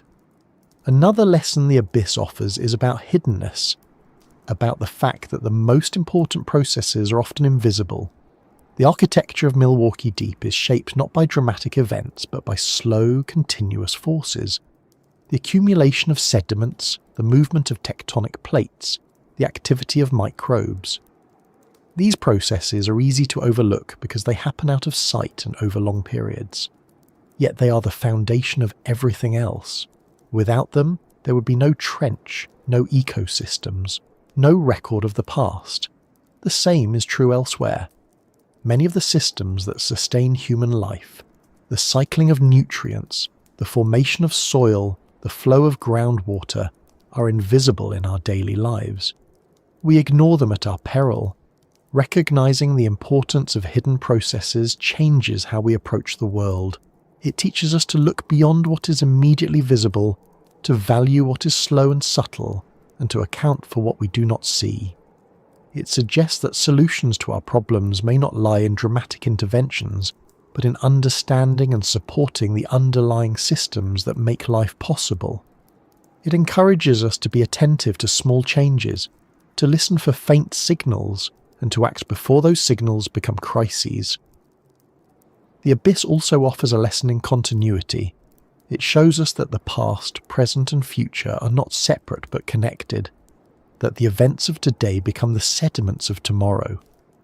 The layers of Milwaukee Deep record ancient climates and mass extinctions, but they also record the rise of industrial society, the spread of plastics, the release of carbon. They show that our actions are not ephemeral, They will persist, written into the geological record, shaping the planet long after we are gone. This realization can be sobering, but it is also empowering. It means that what we do matters, not just now, but for millennia. It means that we have the power to shape the story the future will read in the sediments we leave behind. All of these lessons, resilience, interconnection, time, limits, humility, hiddenness, continuity, converge on a deeper truth, that the planet is not a collection of separate parts, but a single, dynamic system. The deep ocean is not just a destination for exploration or a source of resources. It is a vital part of the machinery that makes Earth habitable. It regulates climate, recycles nutrients, stores carbon, supports biodiversity, and records the planet's history. It is connected to the atmosphere, the continents, and the biosphere in ways that are complex and profound. And it is shaped by the same forces that shape us, and in turn shapes the conditions that make our existence possible. This understanding carries both warning and hope. The warning is that our actions can disrupt this system in ways that have far-reaching consequences. The hope is that by understanding the system, we can act in ways that sustain it. The deep teaches us that complexity is not chaos, that even the most intricate systems follow patterns and principles we can learn. It shows us that small actions can have large effects, both destructive and constructive. And it suggests that by aligning our actions with the rhythms and limits of the planet, we can build a future that is not only sustainable but thriving. It also teaches us about wonder. For all its darkness and pressure, Milwaukee Deep is a place of astonishing beauty and complexity. It is home to organisms that defy imagination, processes that operate on scales we struggle to comprehend, and records that reach back into deep time. It challenges our assumptions, expands our horizons, and reminds us of how much we have yet to learn. Wonder is not a trivial emotion. It is the root of curiosity, the spark that drives exploration and discovery. It is what pushes us to send instruments into the depths, to analyze sediments grain by grain, to decode the signals that rise from the abyss. And it is what inspires us to care, to see the deep not just as a scientific subject but as a part of the world worth protecting. The abyss, in the end, is a teacher that does not speak loudly. Its lessons are quiet, written in slow processes and subtle signals. They require patience to uncover and humility to understand. But they are among the most important lessons we can learn, about how life endures, how systems connect, how time unfolds, how limits matter, how small things shape great ones. They remind us that we are part of a larger whole, that our actions have consequences, and that our future is bound up with the health of the systems that sustain us. And as we absorb these lessons, we begin to see the abyss not just as a place to study, but as a mirror, one that reflects both the power and the fragility of life, both the vastness of Earth's history and the immediacy of our choices. It shows us where we have been, where we are, and where we might go. And it leads us naturally into the final layer of this journey, the stillness at the bottom of the world, the quiet that holds everything together, the place where time, history, and mystery converge in a silence that is anything but empty. If you are somehow able to descend all the way to the floor of Milwaukee Deep and rest there, 9 kilometers beneath the surface of the Atlantic, the first thing you might notice is how profoundly still it feels. Not silent, because the deep ocean is never truly silent. There are always faint tremors from distant earthquakes, the soft movement of water, the minute crackling of biological activity, but still in a way that has no counterpart on land. Here, movement is slow and rare, light is absent, the water is cold and dense, and the weight of the ocean above presses with a steady, relentless force. It is a world that seems, at first glance, untouched by time. Yet this stillness is not emptiness. It is the product of balance, of countless processes interacting in ways that stabilize and sustain one another. It is a stillness that holds the memory of the past, the reality of the present, and the potential of the future all at once. This is the nature of the Hadal world. It is not lifeless or static, but governed by rhythms that unfold on scales far beyond our usual perception.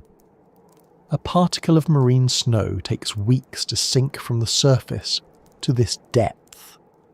But once it settles into the sediment, it may remain there for thousands or even millions of years. A current that seems imperceptible to us might slowly transport water from one part of the ocean to another over centuries.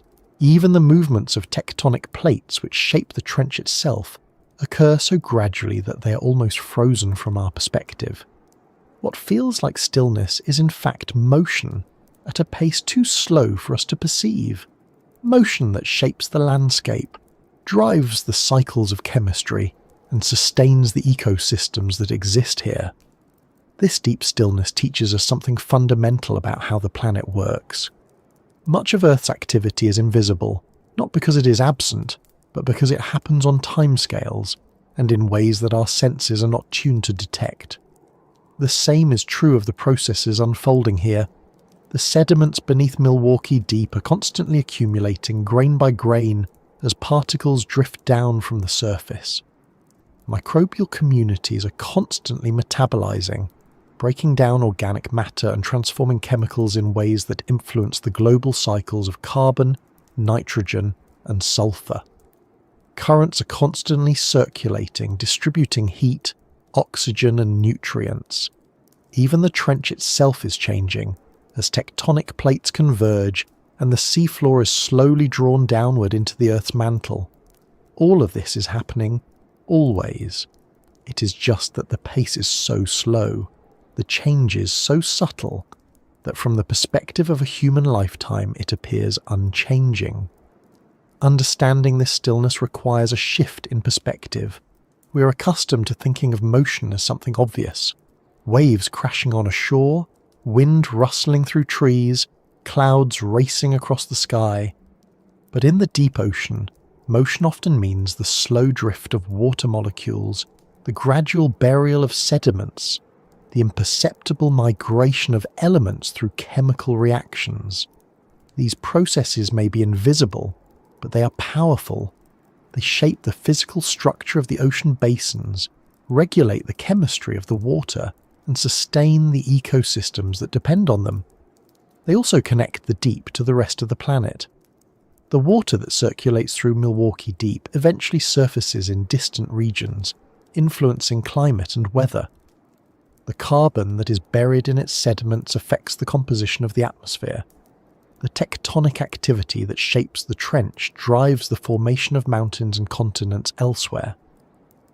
The stillness of the deep is not isolation, it is integration, the slow heartbeat of a system that spans the entire planet.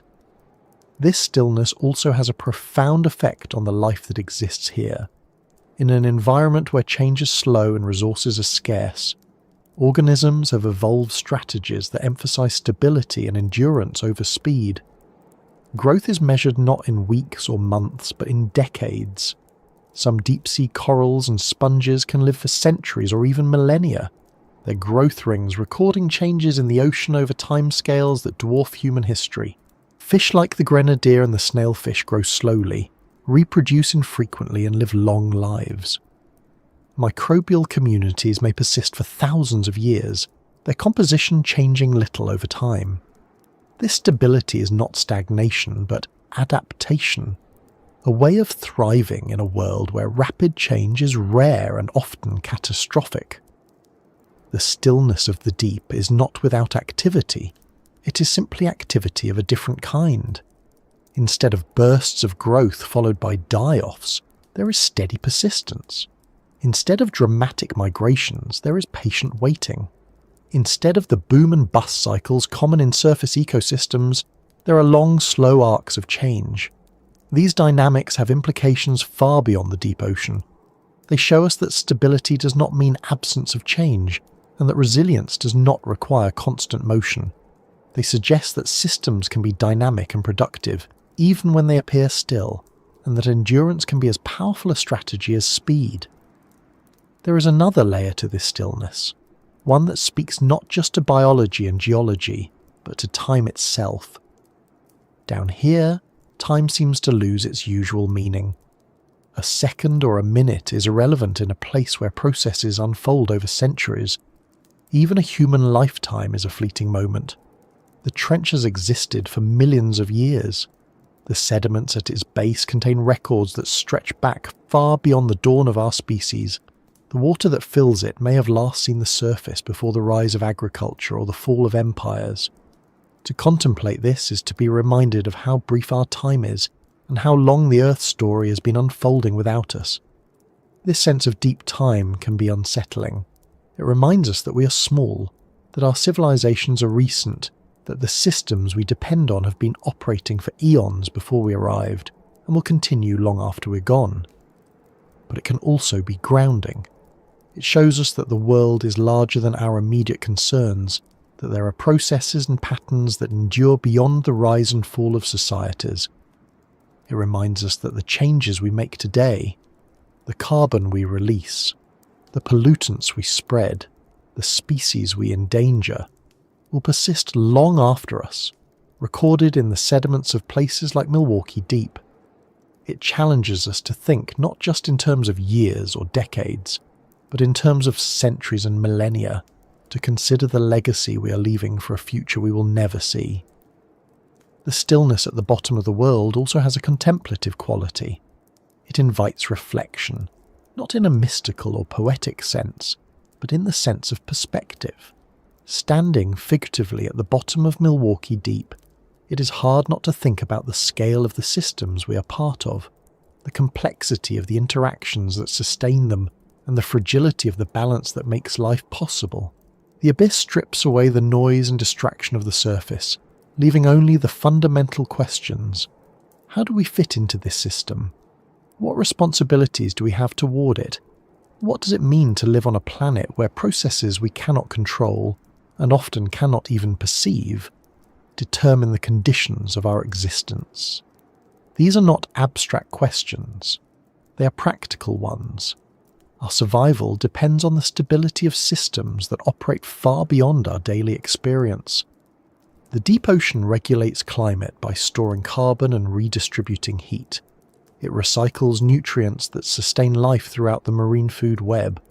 It buffers the effects of atmospheric changes and absorbs the excess heat generated by human activity.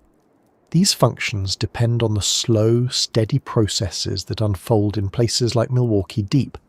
If we disrupt them by warming the planet too quickly, by polluting the ocean, by destabilizing circulation patterns, we risk destabilizing the systems that make Earth habitable. The stillness of the deep is not just a curiosity. It is a foundation, one that we rely on even if we rarely think about it. The abyss also offers a lesson in patience. The changes that occur here cannot be rushed. They follow their own rhythms dictated by physics, chemistry, and biology.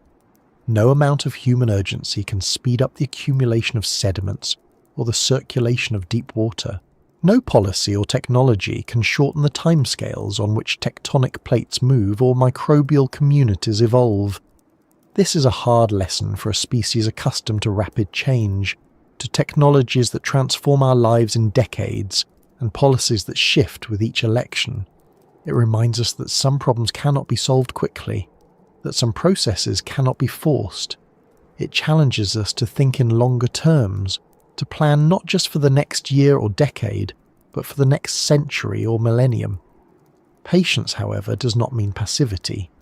The deep shows us that slow processes can have profound effects, and that small changes accumulated over time can reshape the world. A few millimeters of sediment deposited each millennium eventually become kilometers of rock. The slow movement of tectonic plates builds mountains and opens oceans. The gradual burial of carbon in sediments regulates the climate over millions of years. This perspective is both sobering and hopeful. It suggests that the damage we do to the planet may take centuries to repair, but it also suggests that deliberate, sustained action, even if it seems small, can have lasting impact. It encourages us to think beyond immediate results and to invest in actions whose benefits may not be visible for generations. The stillness of the deep also underscores the importance of balance. The systems that operate here are finely tuned, the result of millions of years of interaction between geology, chemistry, and biology. Disturbances can reverberate through the system in unexpected ways. A change in temperature can alter the solubility of gases, which affects microbial metabolism, which in turn influences carbon storage and nutrient cycling. A shift in circulation can change oxygen levels, reshaping communities of organisms and altering chemical gradients. These changes are not isolated. They cascade through the system, often with consequences far beyond their point of origin. Understanding this teaches us that balance is not a static state but a dynamic one, maintained through constant adjustment and feedback. It also shows us that disrupting one part of a system can have consequences for the whole. This has direct implications for how we approach environmental challenges. It suggests that solutions must be systemic, addressing the root causes of problems rather than their symptoms.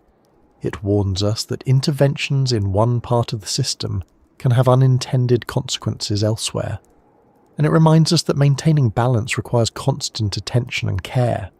The deep ocean does not stay stable on its own. Its stability is the result of interactions between countless processes operating at different scales. The same is true of the Earth system as a whole. If we want to sustain the conditions that make life possible, we must pay attention to those interactions and act with an understanding of their complexity. The stillness at the bottom of Milwaukee Deep is also a reminder of how much remains unknown. For all our technology and exploration, we have only scratched the surface of what there is to learn. Most of the species that live here have not been described. Many of the chemical and biological processes that shape this environment are poorly understood. The interactions between geological activity, microbial metabolism, and global climate remain subjects of active research. Even basic questions, such as how deep ocean ecosystems will respond to continued warming, acidification and pollution, do not yet have clear answers. This ignorance is not a failure but an invitation.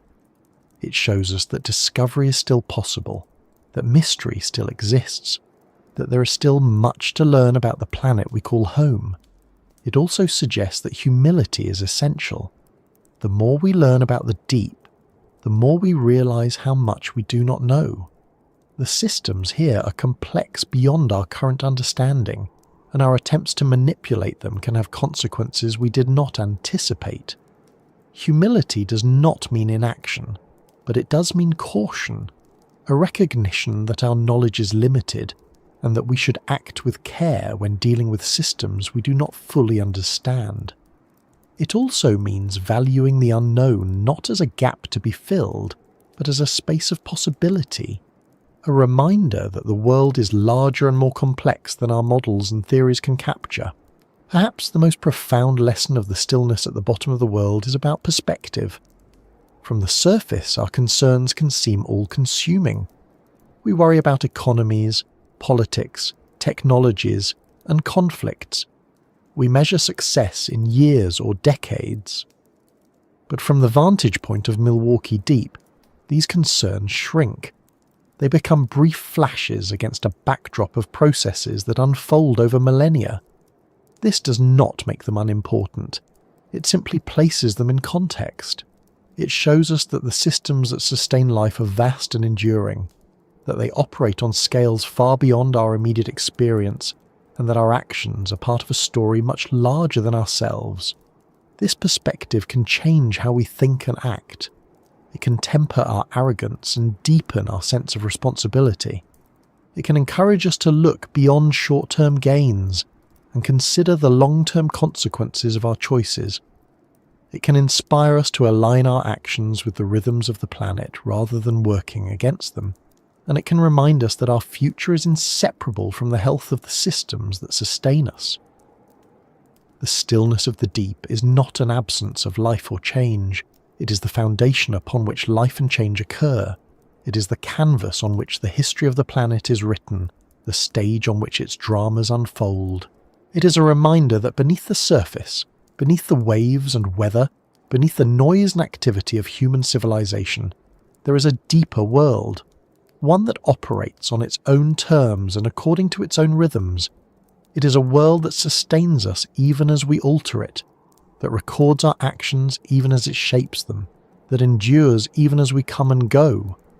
And as we contemplate this stillness, we might find in it not just knowledge but wisdom, the wisdom to act with patience and humility, the wisdom to recognize our place in a system larger than ourselves, the wisdom to see connection where we once saw separation and continuity where we once saw isolation, the wisdom to understand that our actions today will echo in the sediments of tomorrow, and that the choices we make will shape not only our future, but the future of the planet itself.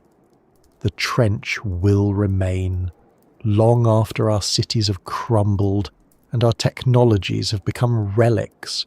The sediments will continue to accumulate, the microbes will continue to metabolize, the water will continue to circulate, the stillness at the bottom of the world will endure, indifferent to our presence and yet shaped by it, a silent witness to the story of a planet that is always changing and always the same.